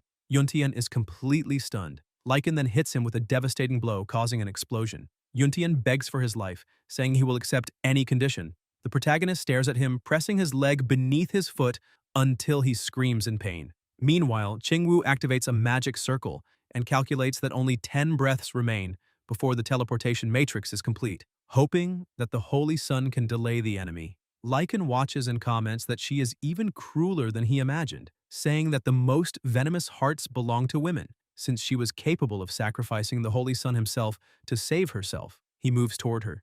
Qingwu tries to negotiate, saying that perhaps they can talk and even cooperate, while realizing that he is already too close and beginning to fear that he is a true monster.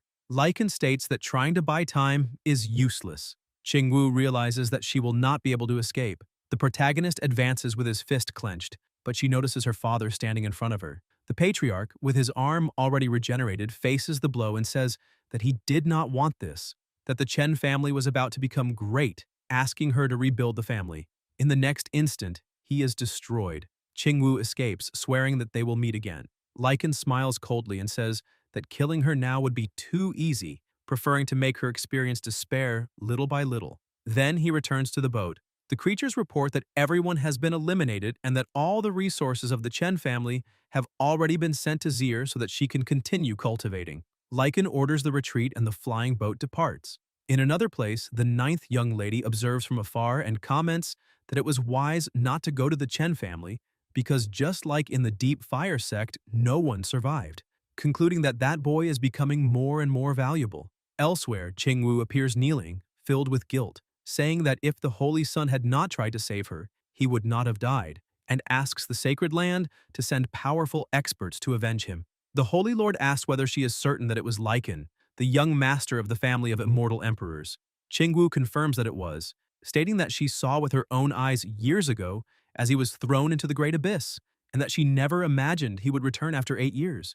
The Holy Lord then orders the Grand Elder to block all information, forbidding any news of the return of the young master of the Li family from spreading. The Grand Elder replies that he understands. Qingwu, still kneeling, asks what he is, and the Holy Lord replies that the Great Abyss has always been the most mysterious place on that continent, where no one has ever returned alive, and that the immortal Emperor Wuji once stated that the Great Abyss holds the greatest secret in the world. The fact that Lycan managed to shatter a sacred artifact with his own body shows that he obtained an extraordinary opportunity within the Great Abyss, and also reveals that the place offers immense benefits. Qingwu asks if the Lord intends to capture him and interrogate him about the Great Abyss, and the Holy Lord replies that not only him, but if the 3 immortal sects and other sacred lands were to discover this, all of them would try to capture him. So this matter must not leak under any circumstances, and he must ensure that Lycan is captured alive. Qingwu says not to worry, as she will personally bring him back to the sacred land of chaos. On the boat, the protagonist looks at his own hand, turned into stone, and comments that he did not expect the sacred artifact of the sacred land of chaos to evolve his physique so much, to the point that one of his hands turned into metal and stone. Zier comments about his hand, and Lycan says it is fine and that he will recover in a few days. Not understanding, Zier asks how that is possible and what is happening, and the creature replies that it is related to the cultivation path the young master chose to follow. The protagonist calls him talkative, and the creature says it will not disturb them, but Zier asks him to stay and explain what is going on. The old demon returns, and Lycan explains that his sister knows his natural talent is not the best, so in order to become stronger quickly, he walked a new cultivation path in the Great Abyss, using his own body as a furnace, as an embryo, and as a vessel, refining himself. Zier asks if that means he is improving himself in this way, if his body can absorb fragments of sacred artifacts, and if having his arm turned into metal and stone means he's forging himself into a weapon. The protagonist says she can understand it that way, since in the end his physique will become stronger and stronger, indestructible, and unbreakable. Zier asks what the price is and says he might end up becoming a humanoid weapon without emotions or thoughts. Lycan looks away and Zier hugs him, saying she does not want to see him like that and does not want to lose him again. The protagonist says it is not as serious as it seems, that a humanoid weapon is not easy to cultivate, it is a long process, and he is already looking for a solution. A pouch floats closer, and Lycan finds it strange to see Miss Zai's brocade pouch come out on its own. A paper falls, and the protagonist says the first task has already been completed, so it seems she wants him to do the second one. Lycan picks up the paper, and the old demon asks what she wants him to do this time. The protagonist replies that she wants him to find the Medicine Emperor. The old demon comments that the Medicine Emperor is an extraordinary figure who lived for several thousand years, and that he had heard of his reputation even before being cast into the burial abyss, but he has always lived in seclusion and no one knows where he is. Lycan notices there is an address in the Valley of Blazing Fire. Zier says that the Valley of Blazing Fire is the sacred land of the Blazing Fire sect. The protagonist says that since they are going there, they also cannot let the Blazing Fire sect get away. Zier warns that the Blazing Fire sect is one of the 12 great sects of the world and possesses countless powerful practitioners, so he should not act rashly. Lycan places his hand on her head and tells her not to worry because he is no longer the same. And besides seeking revenge, they also need to recover the items from the imperial tomb of that time, as this is an ancestral instruction left by their forefather, and the very existence of the family is tied to protecting that tomb. Back then, the three immortal sects dominated the division of the imperial tomb, and the blazing fire sect should not have obtained anything, so they must recover it.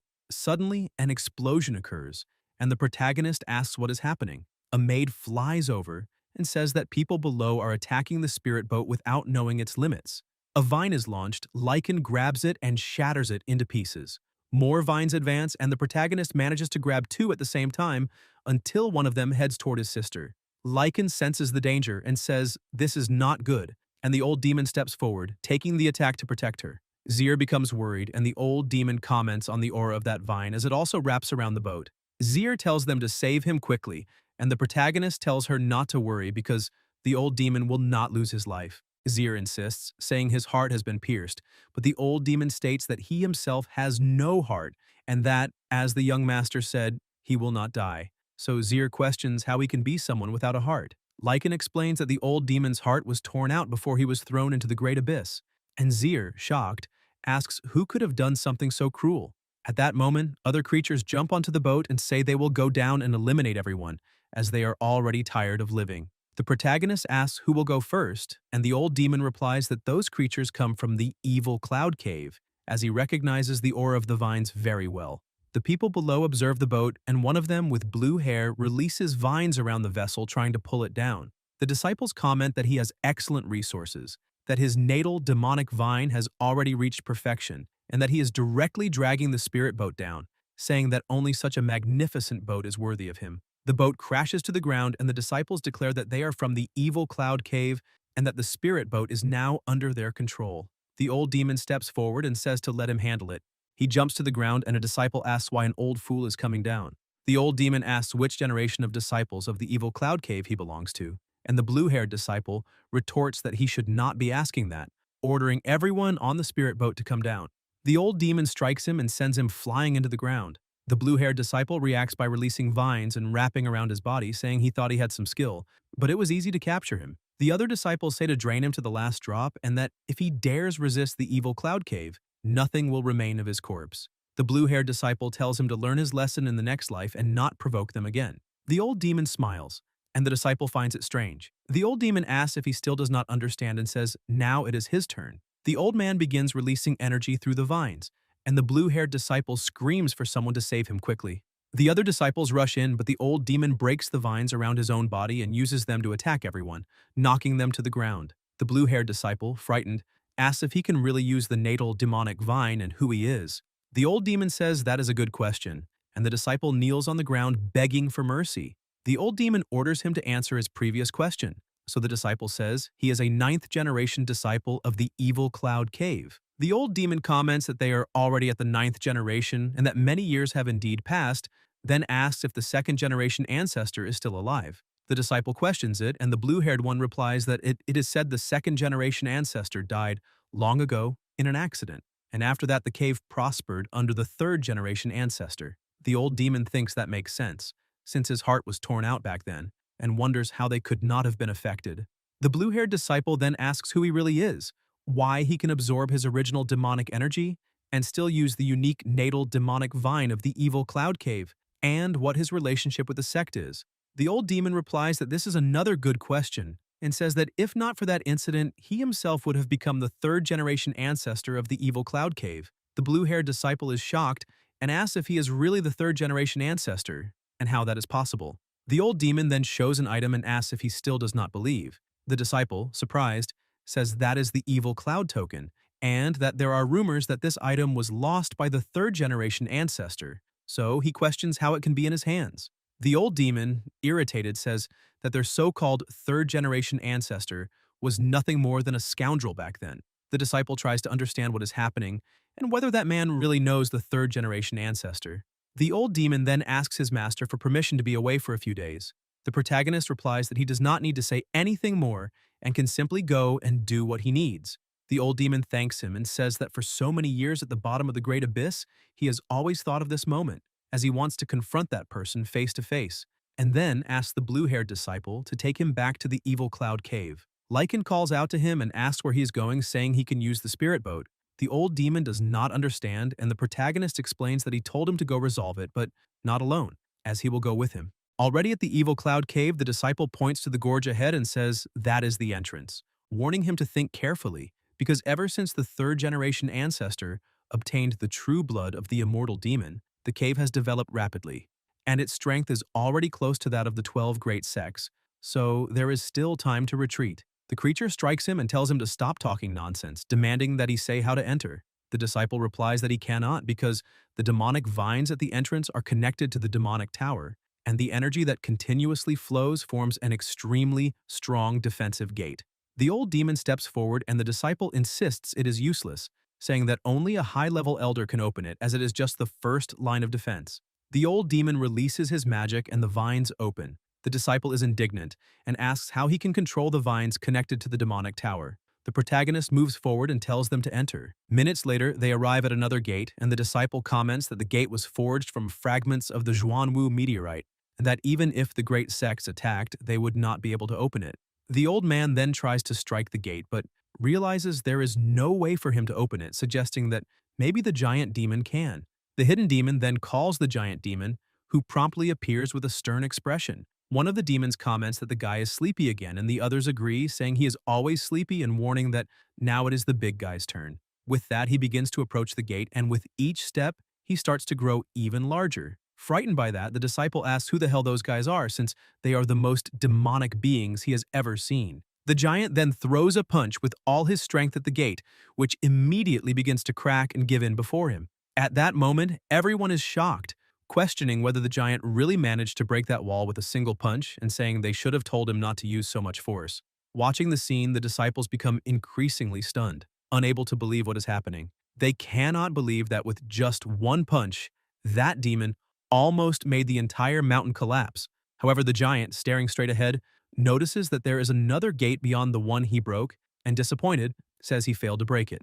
The winged beast then says that gate is truly strange, because knowing the strength of the giant's punch, it should have been obliterated even if it was made from that meteorite. Then one of the disciples intervenes, saying that if it were a normal gate, the giant would indeed have destroyed it. However, he explains that the gate is connected to the demonic tower of the demonic cave, and that the tower is the source of all the power in the cave. Therefore, he is fighting against the entire demonic tower, and once again says he had already warned them to give up, because they will not be able to advance. However, to everyone's surprise, a small explosion occurs in the gate, and the disciple is shocked to see that the protagonist, with just his fists, knocked down that ancient gate. He becomes indignant, asking how that happened, but the protagonist simply tells everyone to enter. Enraged by that, the disciple asks if he is a monster, and one of the demons explains that actually he is not. He is human, and the monsters are them, and they, the monsters, are submissive to that human. Inside, a commotion begins, with everyone asking what is happening,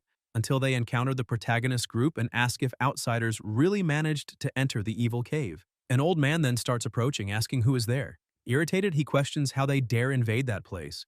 All his subordinates begin to salute him and comment that apparently the outsiders managed to attract the attention of the 6th-generation ancestor. The ancestor then asks the invaders' names, since they do not usually kill people without names. One of the protagonist's allies then says that a mere 6th-generation ancestor is not qualified to know his name, and provokes him, telling him to summon the 3rd-generation ancestor. That makes the ancestor even more irritated, asking what the hell he is to demand such a thing. With that, he orders his subordinates to eliminate everyone there, and immediately they all charge at the protagonist's group. However, Lycan remains calm and says the cave will be useful in the future, asking his allies to try to kill as few people as possible. The demoness, smiling, says she will carry out the order, and the enemies, upon seeing her, begin drooling, desiring to possess that demonic body. But she, using her powers, asks why they do not come together for a gentle embrace. Her power then begins to affect the enemies, who become enchanted, as if hypnotized. With that, they begin running toward the ancestor, who is left in shock. Thus, all the subordinates rush together, calling the ancestor Madam and asking to play with them for a while. Furious with the situation, the ancestor says he underestimated the enemy's capabilities, as he did not expect them to know how to use evil magic. With that, he begins to advance, knocking down his own subordinates, saying he will kill everyone there without mercy. However, when he attacks, the old demon defends with ease, leaving him even more shocked. The old man then manages to absorb all the energy from the ancestor's attack, surprising him once again.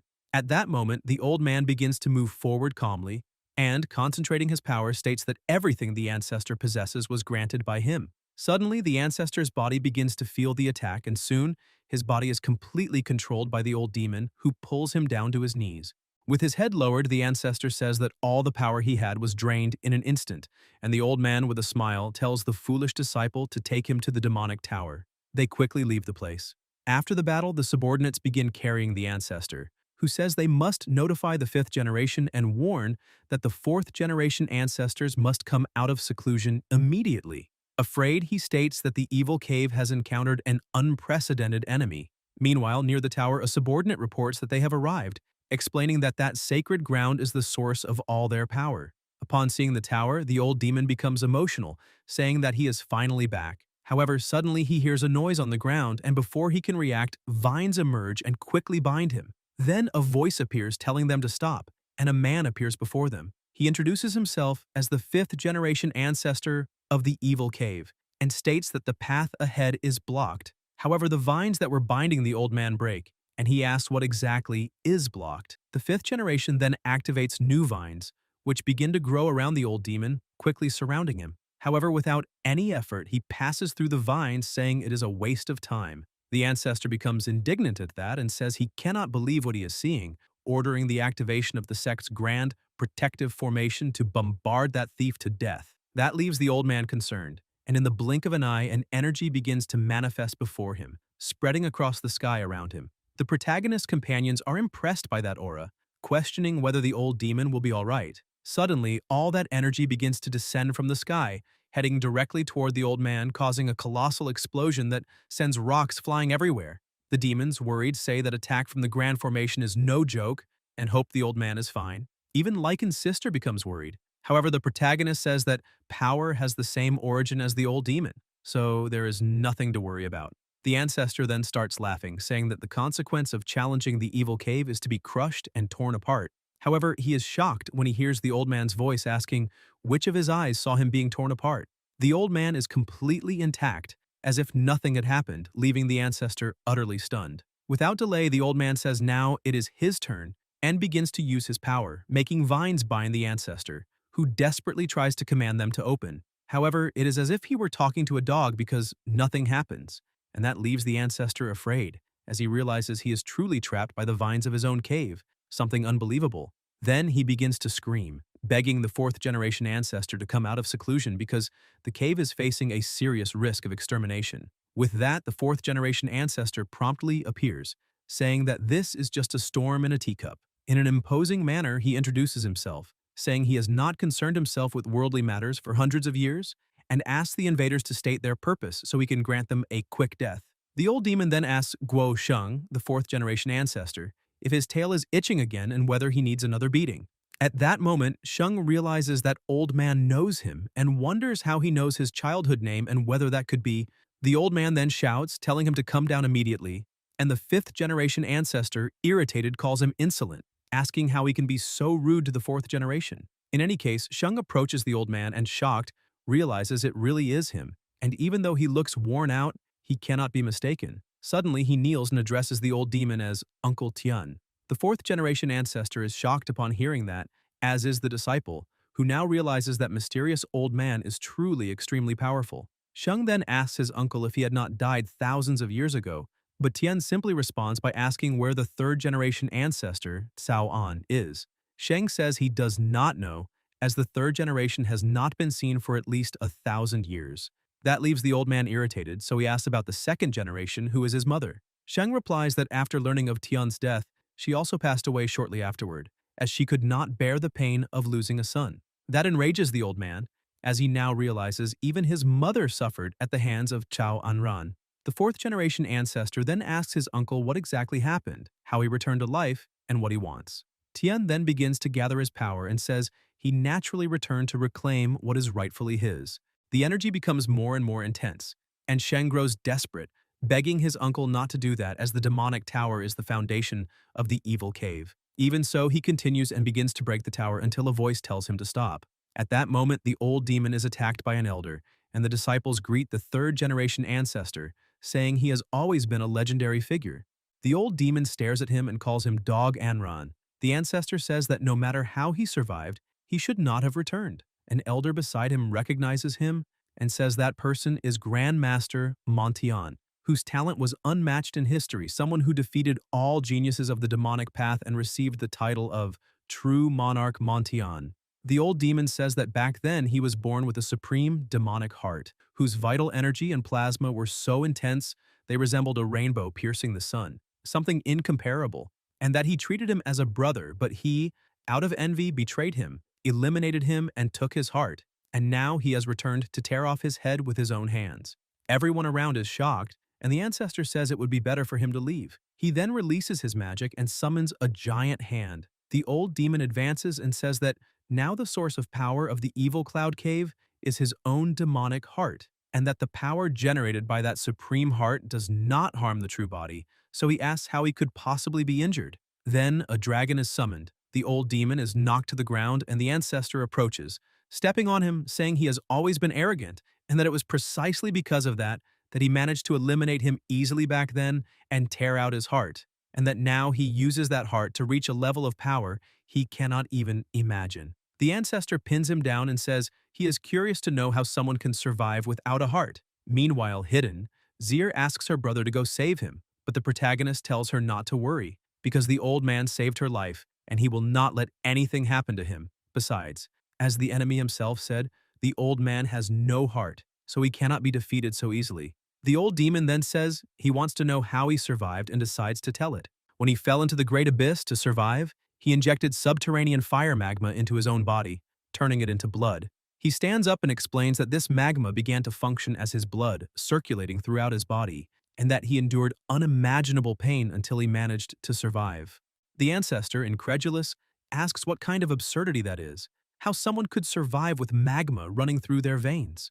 The old demon says that pain is something he does not even dare to remember, that countless times he thought of ending his own life, but endured everything driven by revenge. He continues saying that there was a moment, about 8 years ago, when he truly could not take it anymore, as he could not leave the great abyss and no longer saw any hope, until a young man fell there. He says he saw with his own eyes that young man endure pain many times greater than his to grow stronger, and at no moment did he hear even a single groan of pain from him, and it was at that moment that his will to fight returned, which is why he began to follow him. Zir hears this and is surprised, and the creature comments that among the 18 demons, all have gone through inhuman torture, but compared to that young man, they are not even close, because the young master endured thousands of times more pain than any of them, and it was precisely that almost divine willpower that made the young lady, who saw everyone as ants, begin to see him differently. The ancestor asks what the point of saying all that is, questioning if he is trying to evoke pity to spare his life, and states that it is impossible because one of them will inevitably die. The old demon replies that he seems to understand that very well, and asks if he is willing to lose his own life, right after he is struck and sent flying. The ancestor says he has already made it clear that after so many years, his strength is on a level far beyond what he can imagine, explaining that although they can assimilate the demonic energy of ordinary disciples, he has followed his own demonic path using the supreme demonic heart, making it impossible to interfere with him. Lying on the ground, the old demon asks if that is all he has.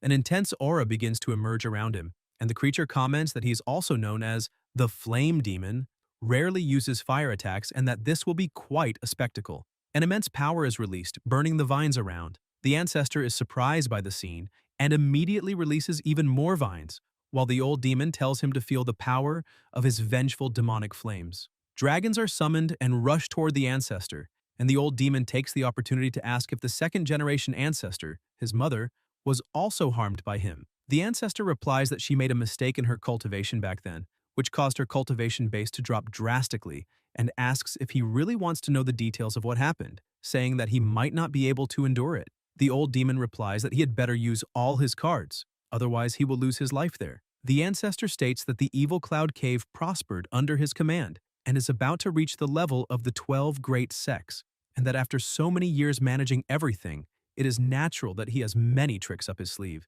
Then he summons a stone man. Everyone around is surprised, and the giant strikes the old demon with force, The ancestor explains that that giant, like the stone gate of the evil cloud cave, was forged with meteoric iron from the deep turtle, and that it absorbs energy directly from the demonic tower to fight, making it extremely powerful. The old demon questions that so-called power and says he did not even think about how they managed to enter. The ancestor admits he was surprised to see the stone gate destroyed, but says the stone man was not created only to compete in brute strength. According to him, the creature's true power lies in its demonic sound attack. The stone man opens its mouth and releases a terrifying sound, and the old demon, on the ground, grabs his ear and screams in pain. The ancestor asks what he thinks, if he can withstand that sound echoing inside his head, and reveals that he studied the supreme demonic heart for hundreds of years, that ability being an innate capability extracted directly from it, extremely powerful and impossible to defend against. The old demon tries to get up, but he is already injured. The stone man opens its mouth again and releases the sound once more, causing blood to escape from the old demon's body.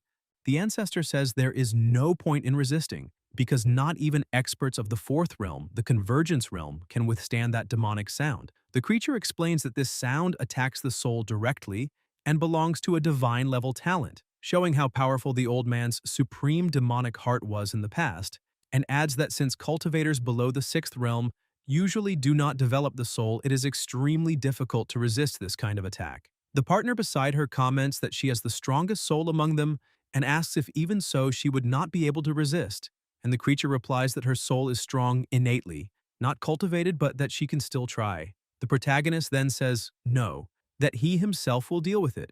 The creature warns that his physical body may be invincible, but his soul might not be. The ancestor then declares that now it is his turn to choose how he wants to die. The old demon replies that even if he loses his life, he will take him with him. The ancestor asks what he intends to do, if he's going to self-destruct, and tells him to stop. The stone man opens its mouth again and pushes him back with a sound, but suddenly someone grabs him from behind. The old demon realizes it is the young master, and Lycan asks if he forgot that he is not alone. The old demon admits he was wrong, and the protagonist says he will deal with that giant. The stone man advances, and the ancestor orders it to turn the boy into an idiot. The stone man releases all its strength, screaming intensely, but Lycan remains intact, feet firmly planted on the ground, advancing step by step. The ancestor is surprised and asks if even under the demonic sound attack he can still walk, and orders them to increase the intensity of the sound to shatter his soul and body. The stone man, with its mouth open, summons the spirit of a dragon, releasing crushing pressure, and the protagonist ends up paralyzed. The ancestor says he stopped moving and asks if he lost his life all at once, saying it serves him right. Zier becomes worried about her brother, and the creature beside her says that although she is also worried about the young master, she feels that no one could withstand the demonic sound attack, but her reasoning tells her that nothing will happen to him, so it is better to wait because the young master will not be defeated. The ancestor continues, saying that next they will disperse and eliminate the souls of everyone there. The wind begins to intensify and Lycan advances toward the stone man with his fist clenched. The ancestor is surprised to realize he was not defeated. The stone man is struck, and the ancestor says he does not understand how he is still alive, stating that that attack is nothing more than a futile attempt against a stone man forged with meteoric iron from the deep turtle, something far more resistant than the gate of the evil cloud cave itself. But in the next instant, the stone man is shattered. The ancestor is shocked and asks what kind of monster he is. The protagonist says his partner can handle the rest. The old demon then releases his energy and advances, saying that on that day he will make him feel the pain of a destroyed heart. He grabs him by the neck and drives his other hand into his chest. The ancestor spits blood, and one of those present, shocked, says that the third-generation ancestor has been defeated. Lying on the ground and spitting blood, the ancestor says he cannot recover the heart because the supreme demonic heart is now the foundation of the evil cloud cave, and if he touches it, all of the cave's strength will collapse. The old demon begins to use his powers on the tower and says that it doesn't matter. The tower starts to take damage, and the ancestor says that the cave of the evil cloud is also a home, that everyone there are descendants, and that what he is doing is blocking the cultivation path of everyone. The old demon asks why, when he dug out the heart back then, he did not think of him as part of the family. Stones begin to fall, the disciples feel intense pain and ask what is happening, realizing that their energy is being rapidly drained. The ancestor then says that now he must understand, explaining that over the years all the disciples cultivated using the supreme demonic heart as a foundation, and their lives are already connected to it, and that is how the cave rose from an insignificant sect to nearly reaching the level of the 12 great sects. He continues saying that if the heart is touched, all disciples will suffer the consequences, and the cave will fall into oblivion again, doomed to destruction, and asks if he truly has the courage to watch so many die because of him. The old demon remains silent. The ancestor points to a man and says, that is Gusheng, patriarch of the 4th generation, someone he watched grow up, and says that if the heart is removed, his power will also disappear, reducing him to a mortal who will not live more than a few days. The old demon looks to the side and the ancestor tells Gusheng to persuade his uncle. Gusheng replies that they do not need to worry about him because ever since the heart was unearthed, the entire cave has been indebted to him, so he should not carry that burden, and that it is something that must be reclaimed. The ancestor tells him to be silent, but Gusheng continues saying enough is enough, that although the evil cloud cave is not a righteous sect, even demons have principles, and he despises what was done back then. Suddenly, everything begins to break apart and the ancestor says he will regret this until he is destroyed. The heart appears embedded in a trunk, wrapped in vines, and there is someone beside it. The old demon is surprised, and the creature comments that this is interesting because there really is someone inside the demonic tower. Gusheng asks if it is the 2nd generation ancestor. The old demon calls out to her, and the woman opens her eyes, moves quickly, and asks if he has returned. The old demon becomes emotional upon seeing her and asks if she is still alive. The woman replies that he suffered a lot over the years. The old demon kneels and says he did not expect to see her again, and she says she did not expect it either. He then asks why she is in the demonic tower. The woman remains silent for a moment and replies that she is there refining the supreme demonic heart. The old demon is surprised by the answer. She extends her hand and places it on his head, and he tries to speak but cannot as she stops him. At that moment, the ancestor, smiling, says he had already warned that he would not be able to handle the truth. The woman removes her hand and the old demon asks why. The ancestor asks why and says that can he still not see it, explaining that the one who truly wanted to dig out the supreme demonic heart back then was the 2nd generation ancestor, and that all of it was planned by her. The old demon looks at his own mother and says he cannot believe it. The old woman replies that he should not blame her, saying that the blame should be placed on the supreme demonic heart itself for being too powerful, something unique across all ages, a talent that reaches the heavens, and that even though he was her son, she could not resist taking it from him. Zir, outraged, says she cannot believe someone could have a mother like that. The old woman then explains that the supreme demonic heart is both a blessing and a curse, and that back then countless demonic sects coveted that power, while the evil cloud cave was weak and incapable of protecting it, able to be destroyed at any moment because of it.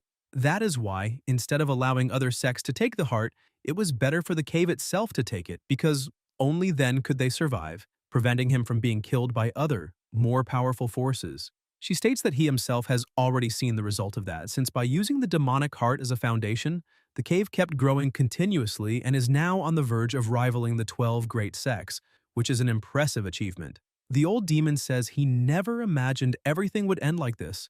After all, she is his mother. The creature watching comments that this is a devastating blow to him, because in the great abyss, the only person he wished to see again was his own mother. Yet he never imagined that she would be the one who tore out his heart, a truth cruel beyond measure, capable even of driving him to ruin. The old woman then asks if he understands and says that he was always obedient, so he should listen to her one last time, rest in peace, and consider it a sacrifice for the evil cloud cave, because everyone will thank him. The old demon remains silent. Gusheng intervenes and says he never imagined that an ancestor of the evil cloud cave could be so shameless, questioning whether she is worthy of Uncle Tien.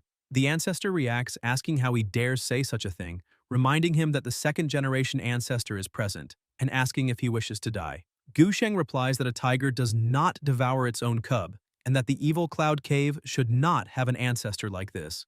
And the old woman asks what right he has to say that, declaring that most of the energy he cultivates comes from the supreme demonic heart, and that if there are guilty ones, then everyone in that cave is equally responsible. Gusheng then says that if that is the case, he will return that sinful body to Uncle Tien. He falls to the ground and says he has already returned everything, and now it is his turn. The creature observes and comments that she did not expect the evil cloud cave to have someone so honorable, because he truly dispersed all of his own cultivation. The old woman says he is seeking his own death and asks if he is trying to provoke her. A vine pierces through Gusheng's body and he is killed. The old woman then approaches her son and says goodbye, but Someone grabs her arm. It is the protagonist who asks how she dares touch one of his people. The old woman replies that this is a matter between her and her son and that he has no right to interfere. Lycan asks whether someone like her is worthy of being the old demon's mother, and she replies that he is courting death. The protagonist releases his power and she remains still. Lycan tells his partner to get up. The old demon questions what the point of continuing to live is, and the old woman replies that not even her own son wants to live. So he should stop meddling and leave, because this is a matter of the evil cloud cave. The protagonist strikes her and tells her to go to hell. The old woman reacts by saying he is insolent, and Lycan replies that he does not care whether it is an internal matter or not, because the old demon's affairs are his affairs too, and if she says one more word, he will make her pay dearly. The old demon calls out to him, but the protagonist cuts him off and tells him to listen, declaring that this woman has no right to be his mother, and that if there is someone in this world who has ever treated him with the kindness of a father, that person is him. The old woman asks what kind of being he is, and Lycan replies that he is the one who pulled him out of the great abyss and gave him a second chance, so he will not allow him to die now, nor fall again. The old demon is surprised to hear that. Gushing says that he grew up by his side, followed him to learn cultivation and understand the principles of life, and that he bears no guilt in any of this, so he must endure and reclaim everything that belongs to him. The old demon remains silent. The protagonist orders him to stand up. The old demon looks at him, begins to rise, and says that he understands. The old woman asks what he understands and says that she was the one who gave him life, and that if she orders him to lose his life, then he must lose it just like all the others. Lycan strikes her again and says that he did not allow her to say anything else. The old woman falls to the ground. The old demon approaches and says to leave it to him. The old woman stretches out her hand and pulls the heart bound among the vines, and the heart releases an absurd aura. She says that over the years she refined that supreme demonic heart and has already reached 90% of the process, and that with it she is invincible, immortal, and no one there will be able to escape. An immense energy explodes around her, and the creature comments that that old witch, with the blessing of the supreme demonic heart, had her strength increased drastically, reaching the level of a sect leader. The old demon tells him to fall back, while the heart approaches him. The old woman says that is his demonic heart, and the old demon replies that refining it is a joke, because he himself said that it is a supreme treasure unique across all ages, so it could not be refined so easily. The old woman advances, demanding that he give the heart back. The old demon raises his hand, releases vines, and strikes her. The old woman asks what he is doing, and he answers that he is returning her sin back to her. The old woman denies it, saying she is his mother and cannot be treated this way, calling him an ungrateful son and asking why he does not die. The ancestor watches and comments that the second-generation ancestor has been reduced to that state until he himself also falls to the ground. The old woman asks what he is doing and whether he still intends to kill her. The old demon says he will not kill her, but he will make her pay for everything she did by throwing her into the great abyss. The old woman panics and says he cannot do that to her because everything was for the evil cloud cave. The old demon says that is enough and tells her to stop lying to herself, saying he understands her intentions, that she wants to use the demonic heart to live forever, and asks who in this world can truly live forever, telling her to stop deluding herself. The old woman insists, saying that she is his mother, that blood speaks louder, and that they can share the supreme demonic heart and live forever together. The old demon is enraged when he hears that and seals her mouth with vines. Then he turns to the young master and asks for a few days, saying that he will resolve all the affairs of the evil cloud cave and hand it over completely to the young master. The protagonist thinks that taking over the evil cloud cave is also part of his goal in coming there. After all, to face forces such as the 3 immortal gates and the 6 sacred lands, he needs to build up power of his own, and the 18 demons are still far from enough. 5 days later, the old demon says that Gusheng has temporarily taken command of the evil cloud cave and also placed the supreme demonic heart under his control, and that now the most important thing is to strengthen the cave as quickly as possible so that it can serve the young master in the future. Gusheng replies that he can rest easy because the supreme demonic heart is extremely powerful, and he is confident that he will be able to raise the strength of the cave's disciples to a new level in a short time. Elsewhere, the 9th young lady watches and finds it strange, wondering how Lycan and the others suddenly disappeared, until she sees a flying boat and realizes that the region belongs to the evil cloud cave, which makes her interested. In the Valley of Deep Fire, Zir says that this is the sacred territory of the Deep Fire sect and reminds them that they recently destroyed an outer branch of this sect on her family's estate, so they still need to act cautiously. The old demon comments that the Medicine Emperor has been famous for a very long time, being on the same level as the sacred masters of the 6 sacred lands, but that his temperament is extremely eccentric and he rarely appears, and that before he fell into the great abyss, he had already searched for traces of him in hopes of receiving some blessing, but found nothing. The protagonist then jumps down and tells everyone to stay there because he is going down to take a look. Moments later, a warrior comments on whether this is reliable, questioning whether the medicine emperor really lives in seclusion in that small village, saying that if he could find him, it would be incredible, and that obtaining one of his pills would be immense luck. Lycan realizes that he is not the only one looking for the medicine emperor. Suddenly, a voice announces that Luo Qianran, the chief disciple of the Deep Fire sect, has arrived. Luo Qianran approaches together with Li Yunjiang, and people comment that he is the greatest prodigy of the Deep Fire sect, saying that there are rumors he has already reached the third realm, condensing the Xuanhuang Peak, being capable of rivaling the prodigies of the sacred lands, and that this time, in the contest of the secret realm of the prodigies of the 12 sects, he intends to reach the top. A warrior orders the insignificant people to step back, the horse leaps with the carriage, and someone steps down. It is Luo who comments that the 1,000-year-old medicine emperor was right under the nose of the Deep Fire sect this whole time. Yunjiang says that even so, that could only happen to her, because with her fortune and luck, when an opportunity appears, no one can stop her. Luo says she likes hearing that his words are pleasant, and that he is strong, unlike the other elders and guests who always wear serious expressions and are extremely boring. The protagonist notices something in the distance, while the guards block the people from approaching and tell everyone to move away quickly.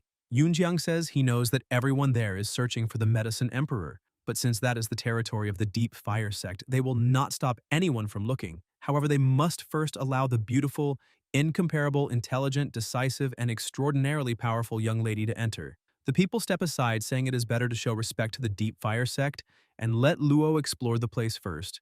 The guards then ask why the protagonist is still standing there and ask if he is deaf. Yunjiang watches closely as if recognizing something familiar. Lycan stares at him, and the guards say he is abusing their tolerance and must leave immediately. At that moment, Yunjiang notices something different. The protagonist moves forward and attacks them, telling them to get out of the way. Luo reacts by saying that in the territory of the Deep Fire sect, someone daring to attack her disciples is a sign that he has lost his mind.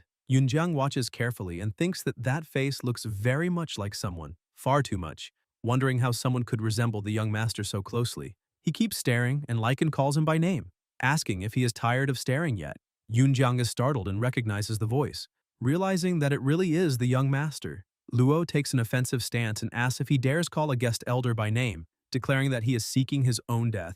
Yunjiang says it is not worth acting against that boy, but steps into an attack stance and tells him to listen. The protagonist calls him a traitor, and Yunjiang thinks that he has no choice. He must restrain him first and explain later. Lycan hits him.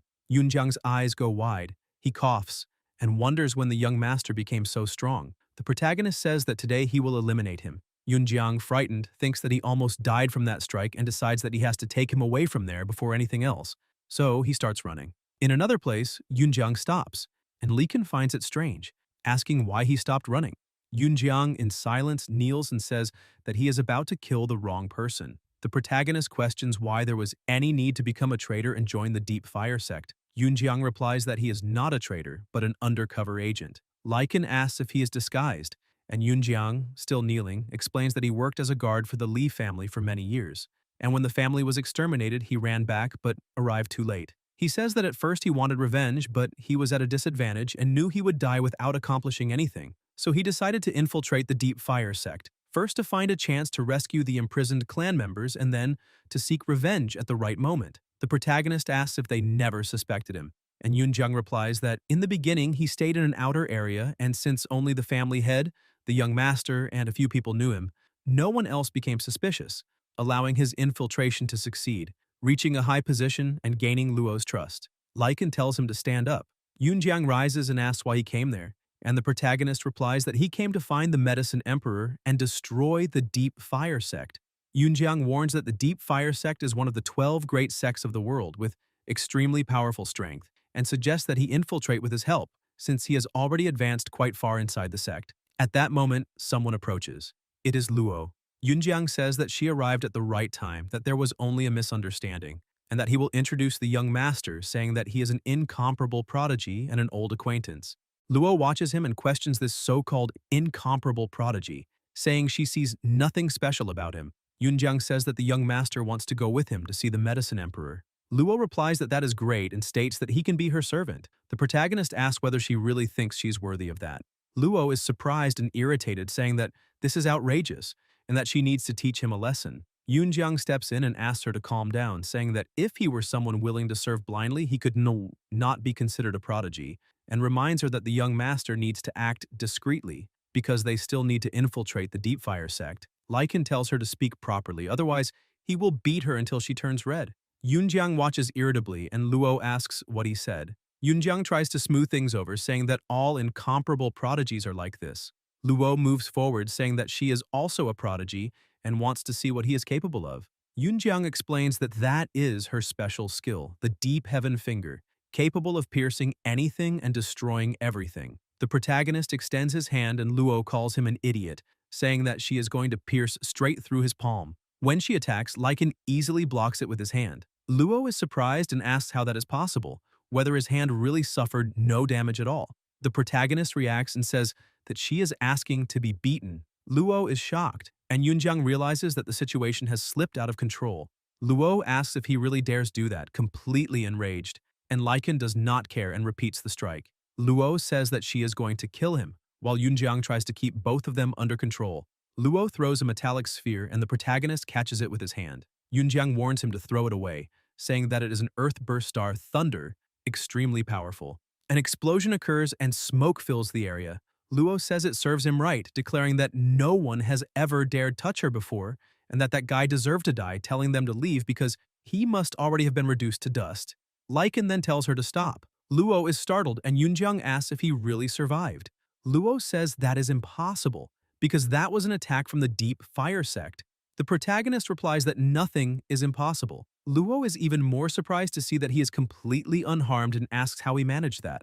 Lycan says that now it is his turn. Yunjiang asks him to calm down, saying that they still need to infiltrate the sect and that he should not attack her. The protagonist replies that he has his own methods. Luo asks what he intends to do. Lycan turns her around and Luo reacts by saying that he still dares. The protagonist begins hitting her repeatedly and asks if she is convinced now. Luo replies that if he wants to convince her, he will first have to defeat her. Lycan says that then he will continue until she cannot take it anymore. A little later, Luo asks him to stop, saying that she understands now. The protagonist asks whether she still wants him to be her servant, and whether she still intends to stop him from seeing the medicine emperor. Luo becomes embarrassed. Lycan hits her again and she complains, asking why he is still continuing. The protagonist says that she hesitated and therefore deserves punishment. Luo says that she does not want this anymore and states that as long as he can find the medicine emperor, she will not stop him. Lycan then makes one last request, saying that the Deep Fire sect owes him something and that he intends to recover it personally, asking whether there are any objections. Luo replies that she has no objections and even welcomes him with open arms into the Deep Fire sect, while thinking that when they get there, she will take revenge and make him pay for everything. Yunjiang watches all of this and wonders what the young master went through during those years, noticing how much more resolute he is than before. Sometime later, Yunjiang looks around and comments that it seems like just an ordinary village, questioning whether the medicine emperor would really be there. Luo says that someone like the medicine emperor would never live in such a place, and concludes that it is probably nothing more than a rumor. The disciples report that they already searched the whole village and found nothing. Yunjiang agrees, saying that the medicine emperor is probably not there. Luo then decides to leave and says that she will take him back to the Deep Fire sect. The protagonist insists that the medicine emperor is there and thinks that in this world, anyone can be wrong except the lady in purple. Luo calls him ignorant, saying that he is nothing more than an unknown cultivator, and asks where so much confidence comes from for him to claim that, saying that she will not waste any more time on him. Lycan asks them, since that place is called the sacred land of the Deep Fire sect, what is so special about it?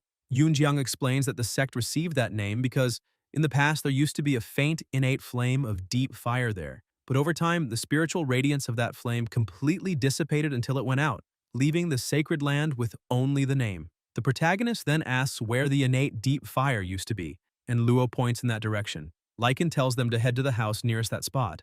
A moment later they approach and see an old man sitting there, smoking calmly. Luo asks if he is saying that the old man inside is the medicine emperor, and the protagonist replies that before he was not sure, but now that seems very likely. Yunjiang reacts in disbelief and asks whether he is serious, saying that the man there is just an ordinary old fellow without any trace of spiritual energy, and questions in what way he could resemble the medicine emperor, stating that it is downright absurd. Lycan then asks for an audience.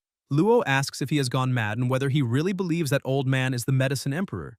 Yunjiang decides to ask directly and asks if he is the medicine emperor. The old man asks what was said. Yunjiang repeats the question, and the old man replies by asking whether his urine is yellow. Yunjiang insists on the question about the medicine emperor, and the old man keeps asking what is yellow. Yunjiang gives up and says there is no point in asking because it definitely is not him. Luo comments that there is nothing more to discuss, and states that he is clearly just a confused old man. Lycan then states that he is the medicine emperor, and says that if they do not believe it, they can make a bet, an earth-burst star thunder. Luo immediately accepts and says that if he loses, he must kneel and admit his mistake to her. The protagonist agrees without hesitation. Luo says that this is pure arrogance and declares that that day she will make him bow his head and admit his mistake, then decides to go inside to drag the old man out and prove her point. The moment she steps inside, something happens, a light turns on, and she is surprised. Yunjiang senses the danger and says that this is not good because it is a defensive formation. Carnivorous plants rise up all around and the disciples immediately run to save her, but they are thrown away. Luo, already alarmed, asks whether he really is the medicine emperor. The old man then asks how that boy managed to determine that he is the medicine emperor. The protagonist replies that senior medical emperor's disguise is perfect, identical to that of a common mortal. But there is one inconsistency. The body appears to be at least 70 years old, while the aura corresponds to that of a 30-year-old mortal, and that makes no sense. The old man says that he is not bad and acknowledges that those subtle differences in aura are not something ordinary cultivators can perceive. Lycan says that he has a request, and the emperor replies that he must wait until he manages to enter the house alive, then they can talk. The protagonist advances, breaks the barrier, and enters. Yunjiang asks if Luo is alright. Even then, Luo says that she wants to make another bet, that whoever enters the house first and finds the medicine emperor wins. Lycan accepts. Luo begins cutting through the carnivorous plants and declares that she will not lose, keeps moving forward until she manages to break free from them and says that she will not fall for that trap. Luo declares that this time she won, but more plants immediately appear right after. Yunjiang asks what is happening. The old man falls to the ground and says that the air is toxic, reminding them that they forgot that the emperor's specialty is the use of invisible poison. A carnivorous plant approaches, and Luo realizes that the situation has turned bad, saying there is no way to escape. The protagonist releases his absurd power toward the plant, destroys it, and picks the girl up in his arms. Luo realizes that he really did save her, and Lycan tells her not to get the wrong idea, only that if she lost her life, who would pay the bet? Luo replies angrily that he is provoking her. The protagonist says that he saved her again, and that this counts as one more Earthburst Star Thunder. So now she owes him a total of 3. Yunjiang says that he is there too and asks not to be forgotten. The door opens and they enter. Yunjiang observes that it was to be expected of the medicine emperor because the house truly hides a secret world, something worthy of someone of that level. Luo comments that all the precious herbs planted there are extremely rare and each one is priceless, and that if it were not for the medicine emperor, those spiritual herbs would have already attracted countless people who would seize them the moment they appeared in the world. The emperor says that no one lost their life and that they were lucky. Luo introduces herself and says that she is the current chief disciple of the Deep Fire sect, stating that she would like to invite him to the sect. The emperor replies that there is no point in someone like her speaking of such things and that not even the sect master would have the qualification to invite him. Yunjiang comments that he is exactly as the rumors say, hard to find, hard to invite, and hard to deal with. The emperor says that the 3 of them should go back where they came from and that there is no need to say goodbye. Luo comments that his temperament is troublesome and remembers hearing that someone had to visit him 100 times before managing to move him, so she says they should go back for now and try again later. Yunjiang agrees that it is better to retreat first. Lycan says there is no need, stating that he may not see the others, but he will certainly see him. Luo asks whether he's not afraid to say something so arrogant and states that before the emperor, he is nothing more than an ant. The protagonist walks forward and says that he has an urgent matter to deal with that day. Luo tries to stop him and asks if he is crazy, saying that if he angers the medicine emperor, none of them will have a good outcome. The emperor says that his urgent matters are none of his concern and tells him to leave immediately or he will be turned into fertilizer. Lycan remains standing there. Luo says he is quite crazy and asks what good could come of insulting the medicine emperor. The emperor calls him disobedient and says he is asking for a beating. Luo covers his face and says that even the gods cannot save him now. The two attack together and the emperor notices a letter. After seeing it, he is extremely surprised, kneels on the ground and says that it is their handwriting. Luo asks if the medicine emperor is kneeling, and Yunjiang, also shocked, asks what that is. The protagonist touches his shoulder and says he is getting too excited, and the emperor says he is thrilled and asks whether they asked him to come pick him up. Lycan replies that Miss Zai asked to meet him, and the emperor says she was wearing purple, that it is indeed her, and asks what his honored name is. The protagonist answers with his name. The emperor tells him to come in and tells the two others not to stand around since he is with the young master. They can treat the place as if it were their own home and take whatever they want. Luo, very surprised, asks what is going on, and Yunjiang replies that he also cannot understand it, but he is deeply shocked. The emperor says he does not know what brought the young master there, and Lycan says he does not know either. The emperor extends his hand toward Lycan's body, releases his power, and says that in that case he would like to examine his healing power. The medicine emperor widens his eyes and says that is impossible, that he must have sent something wrong and will try again, asking how this could be possible. After examining him, the emperor says that he is taking himself as a furnace, as a cultivation technique, as a weapon, as a rare treasure, annihilating everything, and he has discovered that there really is someone in this world capable of cultivating in such a way, a completely new path of cultivation. The protagonist says that his insight is sharp, able to see everything at a glance, and the emperor says that this cultivation path is destined to be incredibly difficult and that his body has probably already shown abnormalities.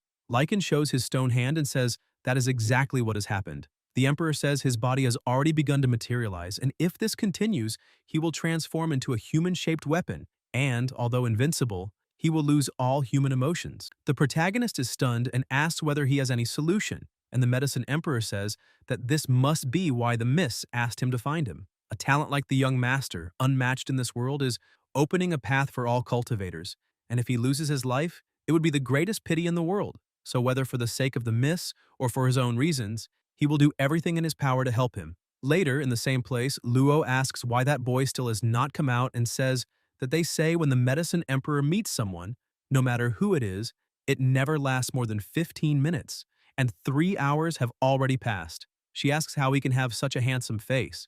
Yunjiang replies that the young master has excellent foundations, and that after joining the Deep Fire sect, he may want to go to the secret realm of the Dark Emperor City, which is about to open, to refine himself, and that they should not disturb the young master anymore and leave him in peace. Luo asks about letting him go and says absolutely not. She has decided to confront him and will not give up until he kneels and admits his mistake. Yunjiang sighs. Inside the house, the emperor paces back and forth, saying that this will not work, that will not work either, and that there must be a way. The protagonist says that if he really cannot solve it, then he should forget it. But the emperor says not to bother him because he is already having some ideas. In all his life, he has never encountered such a difficult problem, and this must be the Miss's test for him, so he cannot disappoint her. Lycan thinks he already knew that the Miss had an extraordinary life story, but he did not expect it to be this profound because the revered medicine emperor, in his attempt to win her approval, is breaking his brain like this. A moment later, the emperor says he already understands, and the protagonist asks him to explain. The medicine emperor says that the unique cultivation method in this world consists of slowly consuming nothing but life force, as long as one can find a way to replenish vital energy. Lycan asks about life force, what it is, and how it can be replenished, and the emperor asks if he knows the difference between mortals and cultivators.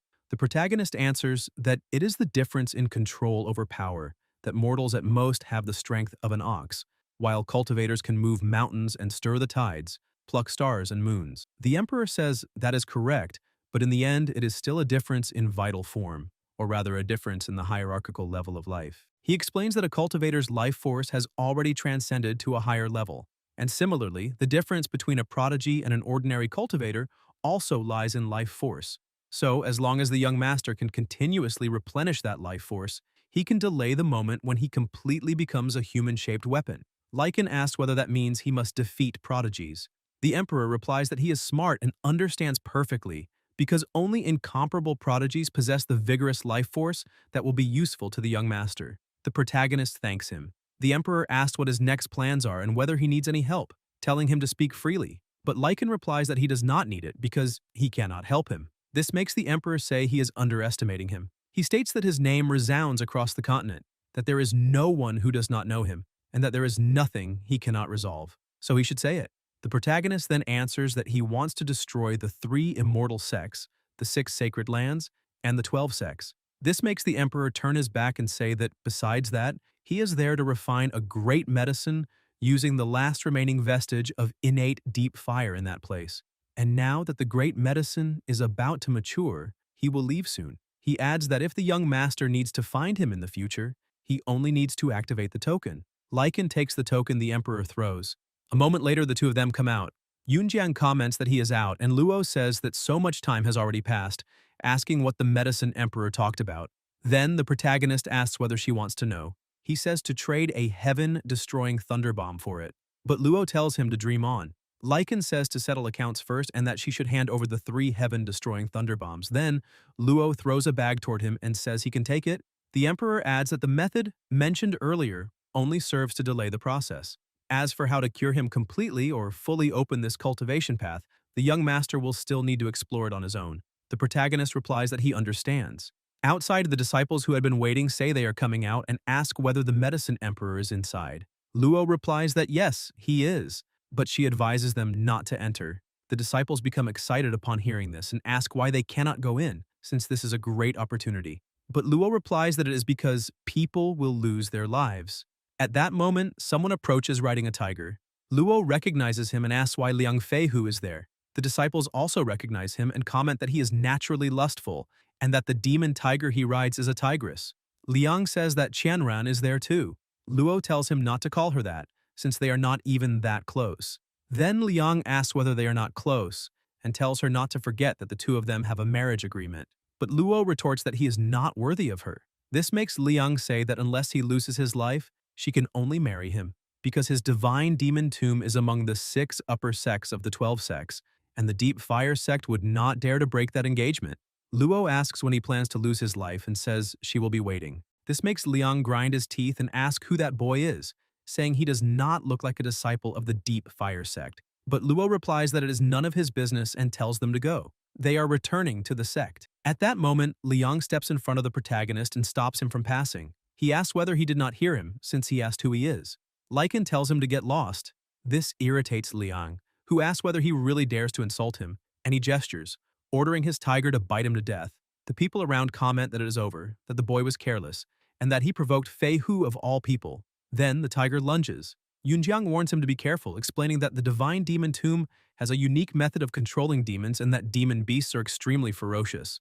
But the protagonist, with a bomb in his hand, throws it. The tiger does not even understand what happened before an explosion occurs, making Yunjiang say to forget what he just said. Liang, furious, says that was his dazheng and then rushes forward in anger, asking whether he dares to eliminate his dazheng and whether he knows how many lonely nights the tiger comforted him. He says the boy deserves to lose his life, but the protagonist slaps him across the face, shocking everyone. They comment that the boy is so arrogant, daring to hit Fei Hu, the biological son of the master of the divine demon tomb. Then Liang says that it does not matter who he is, because from now on he, his family, his friends, and even the dog he raises will not escape. Lycan charges and throws him against the stone on the ground, and Liang says he will turn him into a beast companion. The protagonist punches him, and Liang, though injured, says he belongs to the divine demon tomb, but Lycan hits him again in the face. Liang tries to protest but has no time, because the protagonist keeps striking him repeatedly until he tries to ask him to stop. Lycan hits him once more, then Liang takes out a bag and says he is buying his own life, explaining that there are 1,000 spirit stones inside. The protagonist hits him again and replies that it is not enough. Liang then says that is his protective talisman, capable of withstanding a blow from a powerful expert, but Lycan throws another punch and says it still is not enough. Liang hands over another item and the protagonist asks what it is. The disciples around react, saying it might be the legendary token for entering the secret realm of Dark Emperor City, explaining that the legend says this realm is about to appear and only those who possess a token can enter. They add that as far as they know, only prodigies from various sects possess this symbol, and it is extremely precious. Liang then says he can let go of him now and thinks that the other is just an ignorant cultivator, imagining that when he returns and gathers his people, he will dig up the other's ancestors to the 18th generation and whip their corpses. Lycan uses his power to hit him again. Liang falls to the ground and insists he has already bought his own life. The protagonist replies that he bought his life but did not say he would not leave him crippled. Then Lycan places his hand on Liang's head and begins to release his power. Liang realizes what is happening and wonders if it is life force, understanding that only by killing or crippling someone is it possible to absorb that overflowing life force, and he feels that vigorous vitality truly affects him. A voice comments that he is the beloved son of the master of the divine demon tomb, even more favored than the elder brother Feilong, who possesses the divine king physique. Luo observes that he was crippled without any hesitation and says that he acts with extreme arrogance, without considering the consequences. The protagonist asks whether there is any way to deal with this and says he can fully bear the consequences. Luo replies that there is no possibility whatsoever and asks whether he does not realize he is in serious trouble, stating that relying on the Medicine Emperor's knowledge will not solve the situation because the Divine Demon Tomb will not let this go unanswered. Lycan says that the Divine Demon Tomb is next. Luo replies that by crippling Liang, he actually helped her break off the engagement, and in a way he benefited her, adding that if he is willing to submit to her, everything can change, and he can leave the past behind and save his own life. The protagonist replies that she is not exactly beautiful, but she has great ambitions.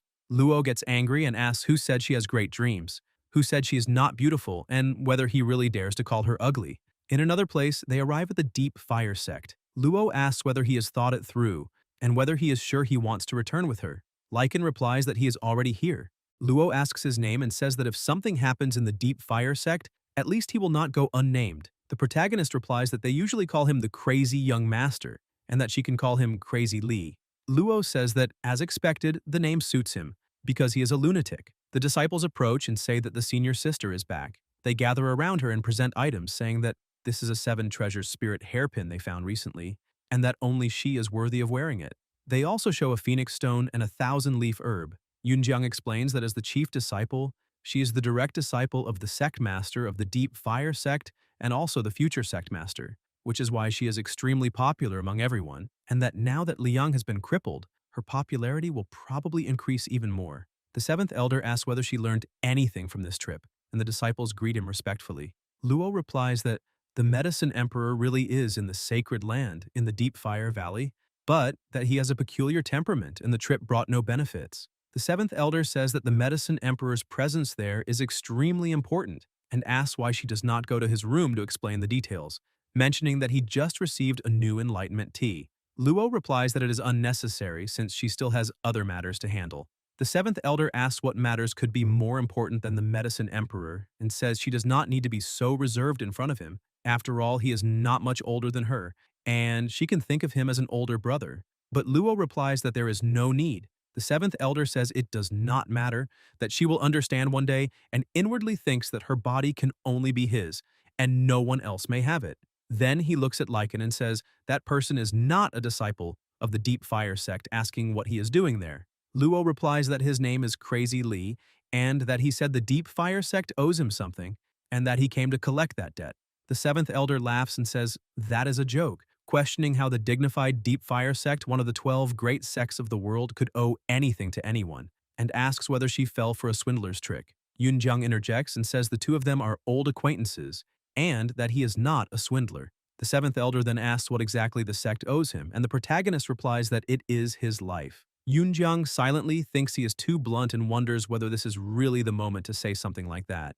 The 7th elder gets angry and asks whether it is his life that is owed, questioning whether that boy is an idiot, and reiterates whether he really said he came to the Deep Fire sect to collect a life, concluding that if he is not an idiot, he does not know what he is.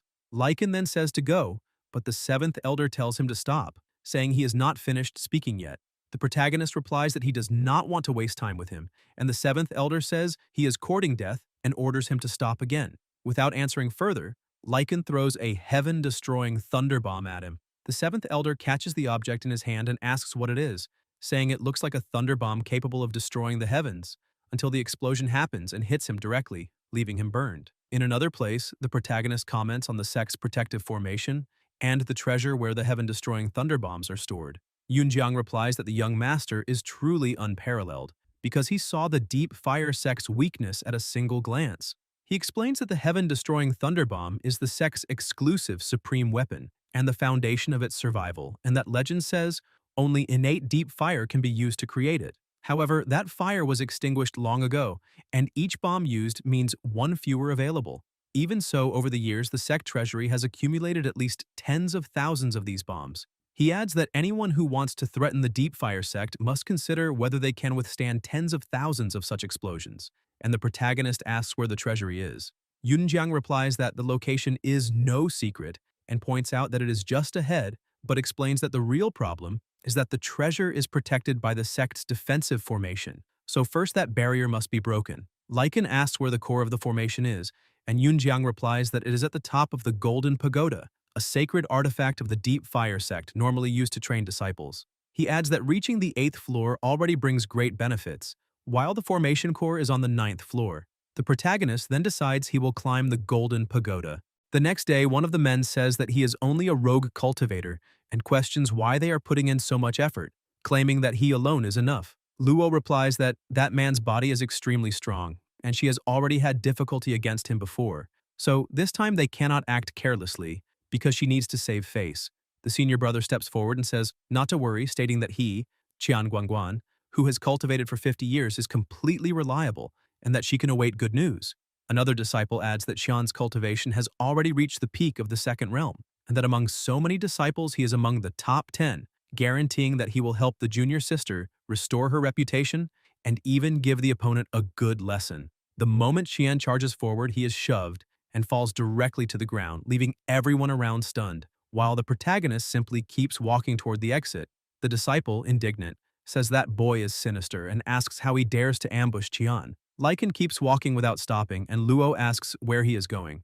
The protagonist replies that he is going to challenge the Golden Pagoda.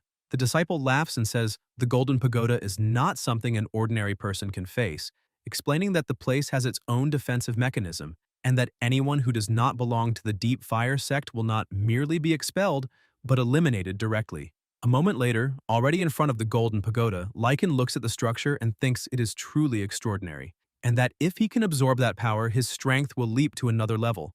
The disciples ask whether someone really reached the 5th floor and who it could be, commenting that the 5th floor lit up. Shortly after, they say it is the 7th elder because they heard he was hit by an explosion the day before and was seriously injured, and that the Golden Pagoda has the ability to heal injuries, which is why he challenged it first thing in the morning.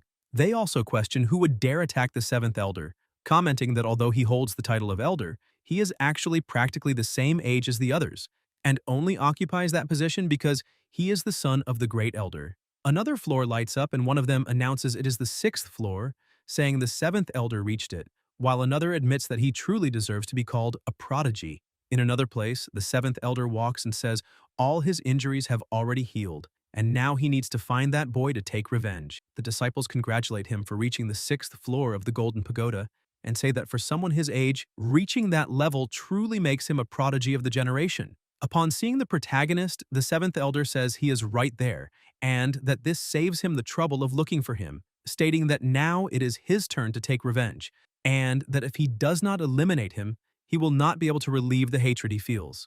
Lycan then shows another bomb and asks whether he is sure he wants revenge. The 7th elder is shocked and asks why he still has heaven-destroying thunder bombs and how many Qianran gave him. The 7th elder then says that the boy wants to challenge the Golden Pagoda, explaining that only elite disciples or above can enter there, and that he cannot enter without a token. The protagonist asks about that token and whether he has one. The 7th elder replies that he just came out of the pagoda and reached the 6th floor. Lycan asks him to lend him the token, and the 7th elder asks whether he is dreaming, saying he would rather skin him alive and asking whether he really thinks he would lend him his token. The protagonist advances, and the 7th elder says he is courting death, then strikes, but Lycan blocks the attack. The 7th elder is shocked, and the protagonist takes something from him. The disciples react by saying he is daring to lay hands on the 7th elder and is asking to die, saying this is a huge affront to the Deep Fire sect. The 7th elder, however, tells them to wait and let the boy go, explaining that for someone outside the sect, failing the Golden Pagoda challenge means instant death, and says he wants to see on which floor he will lose his life. Luo comments that once inside the Golden Pagoda, life becomes unpredictable and advises him not to seek his own death, but Lycan replies that she should not interfere. Luo says he is irritating her. Then the door opens and the protagonist enters. A voice echoes saying that ancient horrors grow day by day, and that fear only accelerates this growth, stating that only by walking the path of immortality and reaching extraordinary power is it possible to survive complete destruction. Lycan thinks that according to what Yunjiang explained, the Golden Pagoda was obtained by the Deep Fire sect from an ancient battlefield, and that each floor contains a special anomaly. He understands that anomalies are living beings or objects with extremely bizarre characteristics, many of them being nearly unsolvable or invincible existences, capable of instilling fear even in experienced cultivators. Suddenly, something approaches. The protagonist looks to the side and sees a wooden man. Lycan finds it strange and wonders when that man appeared, since he did not notice his presence before, observing that he does not seem special at all since there is no life force fluctuation. He then comments that the stairs to the second floor are right there, and that if he is not bothered, he does not intend to bother anyone. In the next instant, the wooden man moves quickly. The protagonist notices the movement and says it moved the exact moment he turned his back. He concludes that, as expected of an anomaly, that thing managed to approach without being noticed. But he also notices that when he keeps his gaze fixed on it, it does not move or cause damage. Lycan finds that interesting. Outside, a disciple comments that he entered the second floor right after arriving on the first and asks why that boy has not moved yet. He adds that the Golden Pagoda is meant only for elite disciples and that someone like him is not qualified to be there, saying they can explain better how it works. The seventh elder states that the first floor test is simple for those who know the rules, but without understanding how the anomalies work, death is inevitable. He then says he will simply wait to see the severed corpse of that boy and questions why that child still has not lost his life. Luo observes that it seems he has figured out the rule, explaining that as long as he keeps staring at the anomaly, it will not actively attack, and that by turning his back to head to the second floor, he can move forward without worry. The seventh elder asks if she told that child the rules of the first floor, and Luo replies that she did not. The seventh elder continues watching through the mirror and comments that it really seems she said nothing, and that foolish boy has indeed turned his back. In the trial, the wooden man moves at extreme speed and attacks from behind, and the seventh elder, watching, tells them to observe his head being separated from his body. However, in that very instant, the protagonist grabs the puppet's hand and says that now it is his turn. Lycan breaks both of the anomaly's arms and holding them, moves forward without hesitation. The seventh elder, shocked, declares that it is impossible, saying the anomaly should be invincible and questioning how he managed to do that. Luo is also puzzled and wonders whether the anomaly is truly invincible, since the boy managed to defeat it, and begins questioning what exactly his cultivation foundation is. An energy starts circulating around the protagonist, and he realizes that it is life force. Understanding that eliminating anomalies can grant this kind of energy, so he decides to continue forward to see what the second floor holds.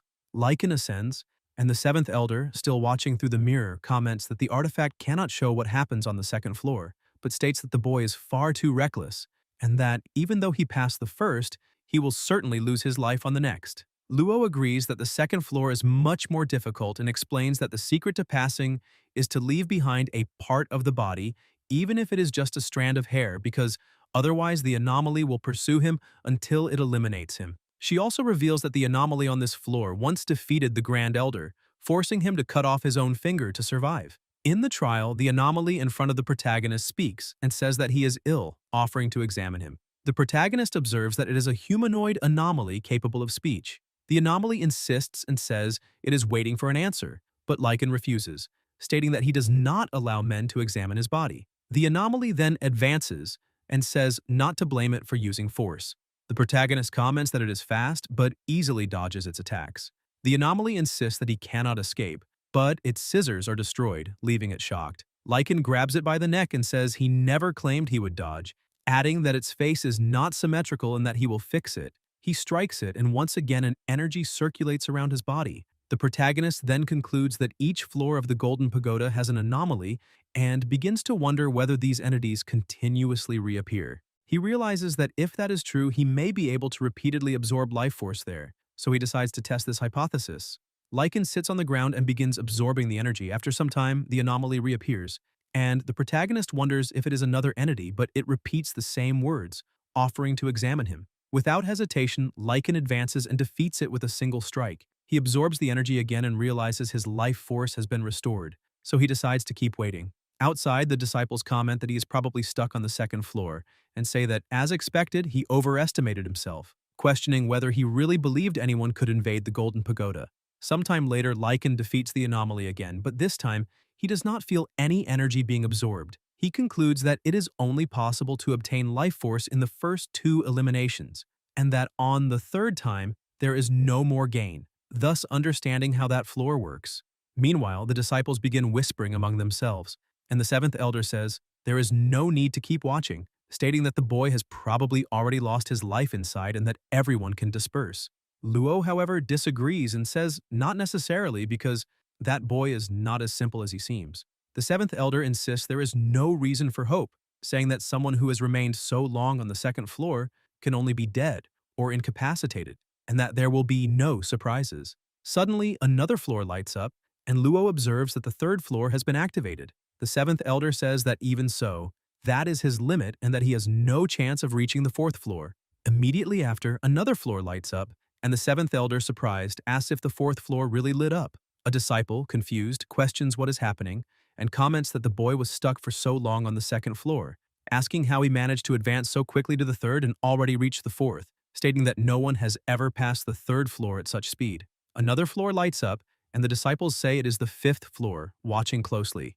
They comment that upon reaching the 6th floor, he has already matched the 7th elder's record and that he is advancing through the floors faster than they can blink. Soon after, another level is reached, and the disciples are shocked, asking if the 8th floor will also light up, since among the younger generation of the Deep Fire sect, no prodigy has ever reached that level. Then the 8th floor lights up, and they say that an outsider has truly created a miracle. The 7th elder questions how he managed to climb to the 8th floor in one go, and a disciple asks about that boy's background, saying he is surpassing the sect's prodigies, and that even the 7th elder does not compare, even joking whether he might be the young lady's son, and whether she has taken an interest in him. Luo tells everyone to shut up, and asks what kind of nonsense they're saying. The 7th elder states that some wild boy from nowhere is not worthy of her. Suddenly, the light on the 8th floor goes out and the 1st floor lights up again, leaving everyone confused, asking what is happening since he had clearly reached the 8th floor and now seemed to have returned to the beginning.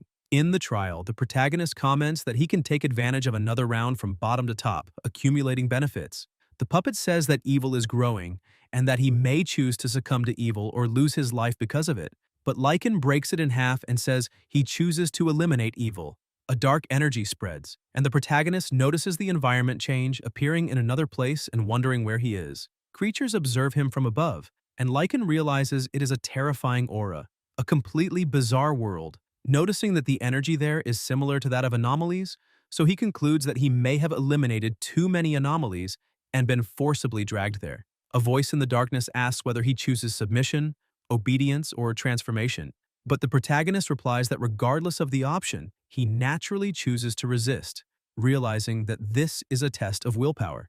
Lycan faces the entity and asks what it is, then a face appears and says it has never seen someone with such strong willpower, to which the protagonist replies that now it has.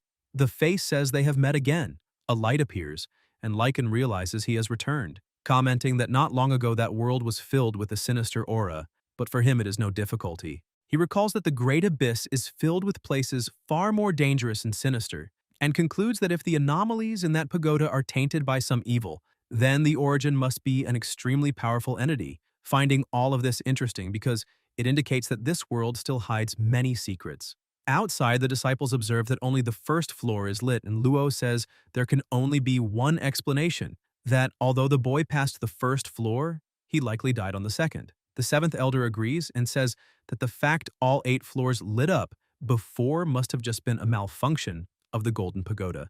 The disciples agree with this explanation, saying they already suspected it and that it was impossible for an outsider to surpass the 7th elder, adding that it serves him right since invading the Golden Pagoda and dying inside is exactly what he deserved, and that it was all just a misunderstanding as they thought they had found someone capable of crushing the sect's prodigies. The 7th elder says he will go retrieve the boy's body if there is anything left. At that moment, another floor lights up, and the 7th elder, surprised, asks if the 2nd floor lit up again. Luo replies that he should save his breath, as she already said that boy is not simple. Then the floors begin lighting up again, from the 1st to the 8th, leaving everyone completely shocked, asking what that boy is doing, saying they understand nothing but that it is unbelievable. Inside the pagoda, already on the 8th floor, the protagonist climbs the stairs and says that the 9th floor is where the core of the formation of the entire Deep Fire sect is located. Upon reaching the 9th floor, Lycan observes the environment and confirms that the core is indeed there, but notices the place is filled with killing intent, with danger in every direction. The protagonist leaps forward and numerous weapons are fired at him, but Lycan activates the Nine Dragons barrier and blocks all the attacks.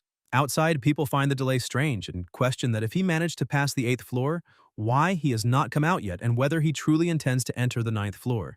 The 7th Elder says that, in fact, he hopes he does, because that is the most dangerous place in the entire Golden Pagoda, and also where the core of the protective formation of the Deep Fire sect is located, capable of destroying even powerful cultivators, stating that if he really enters, it will be pure foolishness. In the trial, the protagonist holds something in his hand, the smoke around dissipates, and the sphere he carries begins to crack. Lycan observes and says it is time to leave, because as expected, the weakened Nine Dragons barrier could not fully withstand the attacks. The door opens and he leaves the place. Outside, the disciples comment that he is a prodigy who reached the 8th floor and lament that he is not a disciple of the Deep Fire sect. Luo then states that by reaching the 8th floor, he has become the strongest among all generations of the sect and says she can directly recommend him to the sect master so that he enters as a true disciple. The 7th Elder immediately disagrees, saying that with him the sect would have 3 true disciples, and questions what right someone of unknown origin would have to join them. Luo replies that even though she does not like Crazy Lee, she can change her attitude for the sake of the sect and asks if he is willing to join the Deep Fire sect. Lycan replies that the 7th Elder already refused. Luo counters that she is recruiting talent and recognizes his potential, so he should not interfere. The 7th Elder raises the possibility that he is an infiltrator from another sect or even a cult member, saying no one can guarantee otherwise. Luo says she was the one who brought him there and believes he is not a cultist, stating she will take full responsibility if anything happens and that she will speak with the sect master. The 7th Elder, irritated, thinks she might be falling for that boy and decides he will not allow anyone to take from him the woman he has chosen. Yunjiang then asks the young master how he is, and the protagonist summons a sphere and says he already understands. Yunjiang is shocked and says that is the formation core, saying he cannot believe he actually managed to obtain it, and asks when they should act. Lycan replies that it will be in 3 hours. Yunjiang finds the urgency strange and asks if they should not wait longer to plan better, but the protagonist replies that he has already waited 8 years and will not wait any longer. Yunjiang then says that to increase their chances of success, they need to obtain one more item. Lycan asks which, and Yunjiang replies that it is the Grand Elder's communication stone, explaining that this item is with the 7th Elder since he is the Grand Elder's son, and adds that the Grand Elder is on the verge of death, and without that stone, even if something happens, he likely will not appear, which would remove an extremely dangerous variable. The protagonist says he will get the item. In another place, Luo comments that Crazy Lee's talent is something she has never seen before, and that if he joins the Deep Fire sect, the new generation will double its strength, ensuring an advantage in the next Dark Imperial City competition. The 7th Elder opposes again, saying he invaded the Golden Pagoda and should be executed, and also claims his intentions are suspicious, recalling that the newly established outer sect of the Deep Fire sect in the Lee family was completely destroyed, and that they have not yet investigated it, concluding that this madman from the Lee family must be thoroughly interrogated. Luo replies that she knows he does not like the boy, but reiterates that Crazy Lee is a rare and unmatched prodigy. The sect master then appears and says he just received information, asking if it is true that that young man crippled Liang. Luo confirms and says Liang provoked him first, adding that even without Li's intervention, she herself would have wanted to cripple him. The sect master says the two must leave now, because he still needs to meet representatives of the Divine Demon Tomb. Luo asks if the people from the tomb are really on their way and asks him to help the boy, but the sect master says he has already made his decision and orders them to leave. The 7th Elder watches irritably and thinks she is determined to help that boy, so he asks why she does not come to his residence to have tea. Luo refuses, saying it is not necessary. The 7th Elder insists and says the people from the Divine Demon Tomb will not let Li escape, asking if she has really thought it through. Luo asks if he has any way to protect him, and the 7th Elder tells her to come with him, as it is not appropriate to discuss that there. In another place, already in his residence, the 7th Elder serves tea and asks her to drink. Luo replies that he should get to the point as she is not there to drink tea. The 7th Elder insists, saying that since she came, refusing enlightenment tea would be disrespectful not to him, but to herself. Luo drinks the tea and asks him to speak. The seventh elder then says there is nothing more to discuss and states that the boy is doomed. Luo becomes angry, loses her strength, and falls into the chair, starting to sweat coldly, realizing she's extremely weak and concluding that something is wrong with the tea he gave her. The seventh elder says he has liked her for a long time, and that despite being the grand elder's son and holding the position of elder, she never gave him any attention. But she just met that boy, Crazy Lee, and already shows so much concern, asking if he has no dignity. Luo asks what he really wants, and the seventh elder replies that he wants her to become completely his, saying that from that moment on, the two of them will be Dao companions and will rule the Deep Fire sect together. Luo, with tears in her eyes, says that if he dares touch her, the sect master will not let him go unpunished. But the seventh elder replies that threats are useless, because in making this decision, he has already considered all consequences, and says he will give her an experience she has never had. He grabs her and places her on the table, and Luo demands he release her, saying that if he dares touch her, she will eliminate him. The seventh elder replies that he only fears that when she wakes up the next day, she will be too busy loving him. Luo asks who will save her, and he replies that no one will come, because he has already ordered that no one approach that courtyard. At that moment, the protagonist enters and asks if he is busy. The seventh elder asks who dares interrupt him and soon realizes it is Crazy Lee. Luo calls out to him. Lycan calmly sits down and tells him not to be surprised, because he came to borrow something again. The seventh elder questions why he insists on treating him like this, and says that since he appeared, he will eliminate him in front of her to show what kind of man she should choose. Luo warns him, saying he is using the Grand Elder's 3-elemental spirit bell and tells him to run. The seventh elder activates the artifact and asks if he thinks he can escape, saying that Bell is the only sacred artifact of the Deep Fire sect. Luo realizes the situation and says it is over. Inside the bell, the protagonist begins destroying it with his bare hands. The seventh elder watches in shock and asks what that means. Lycan breaks the artifact and comes out, and the seventh elder, in disbelief, asks if he is human or a monster. Luo is also amazed and says destroying a sacred artifact like that is beyond imagination. The seventh elder then states that by destroying the sect's sacred artifact, he has completely sealed his own fate, and that even if Qianran tries to intervene, it will be useless. The protagonist strikes him and says he does not need to worry about that.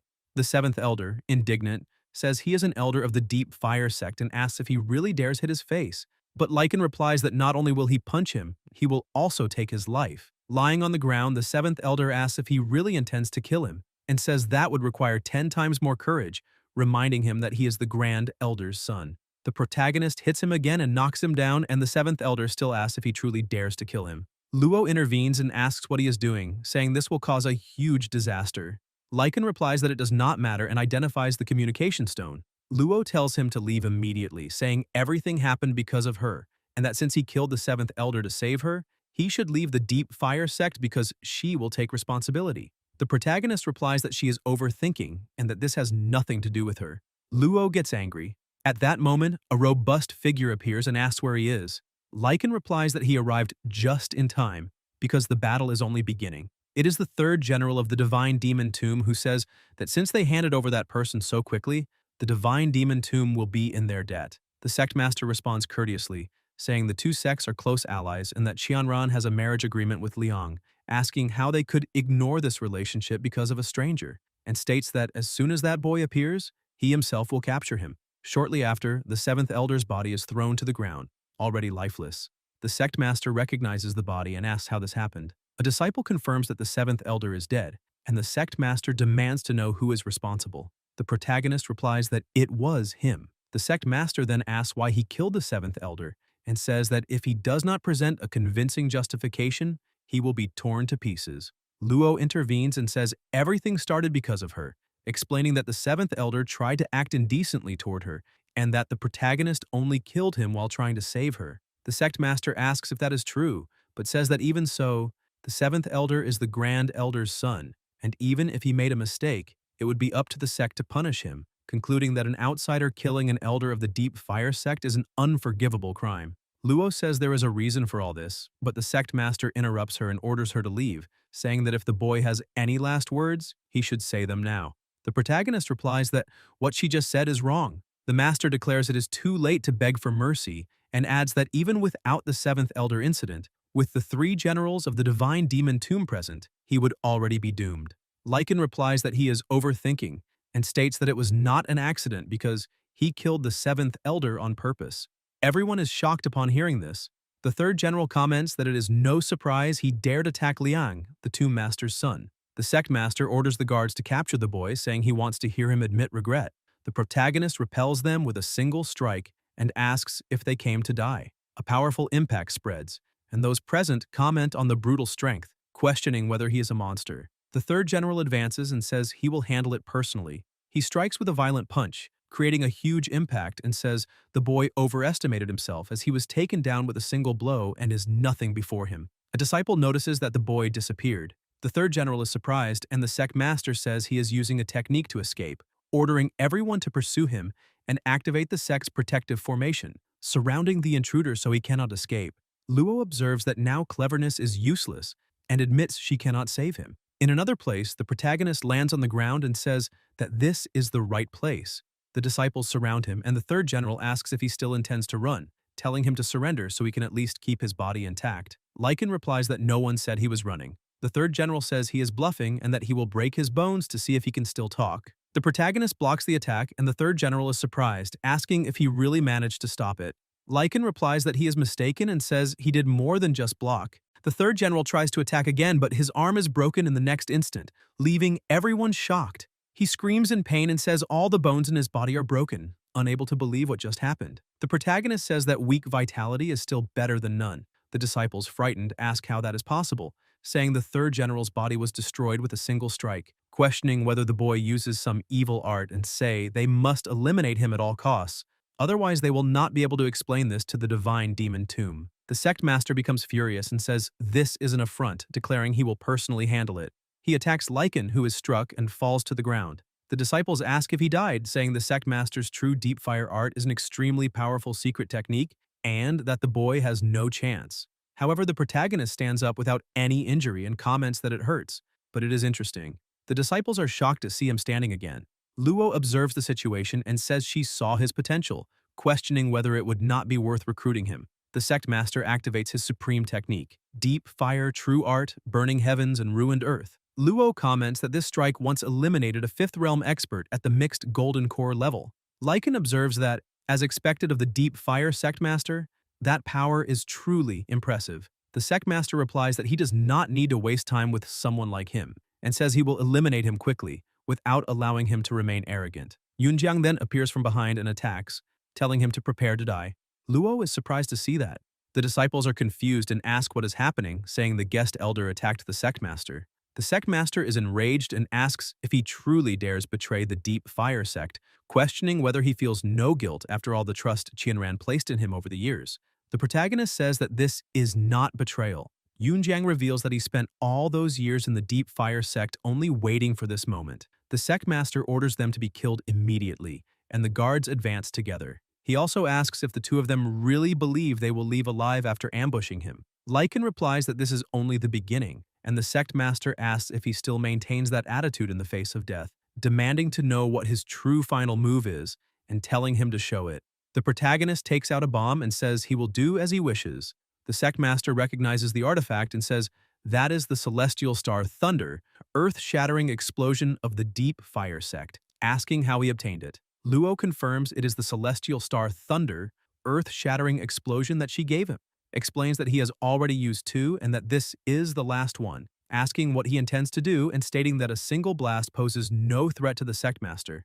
Lycan simply smiles, and Luo finds that reaction strange, asking whether that would really work. The protagonist replies that the party has just begun. Then numerous stones are scattered, causing destruction all around, and the disciples begin to fall one after another. Luo realizes the severity of the situation and says he cannot do this. Lycan states that he came to reclaim what the deep fire sect owed him, and that now he will take everything. The sect master senses the danger and says the situation is serious, ordering them to stop him immediately because he is trying to blow up the treasury. The disciples panic and say it is over, explaining that tens of thousands of celestial star thunder, earth-shattering explosions stored in the treasury are about to detonate. A colossal explosion occurs and spreads throughout the area. In another place, creatures stand on a boat and one asks why there has been no movement yet. The old demon recalls that his title is Crazy Young Master and says that if he entered the deep fire sect, there would be no peace.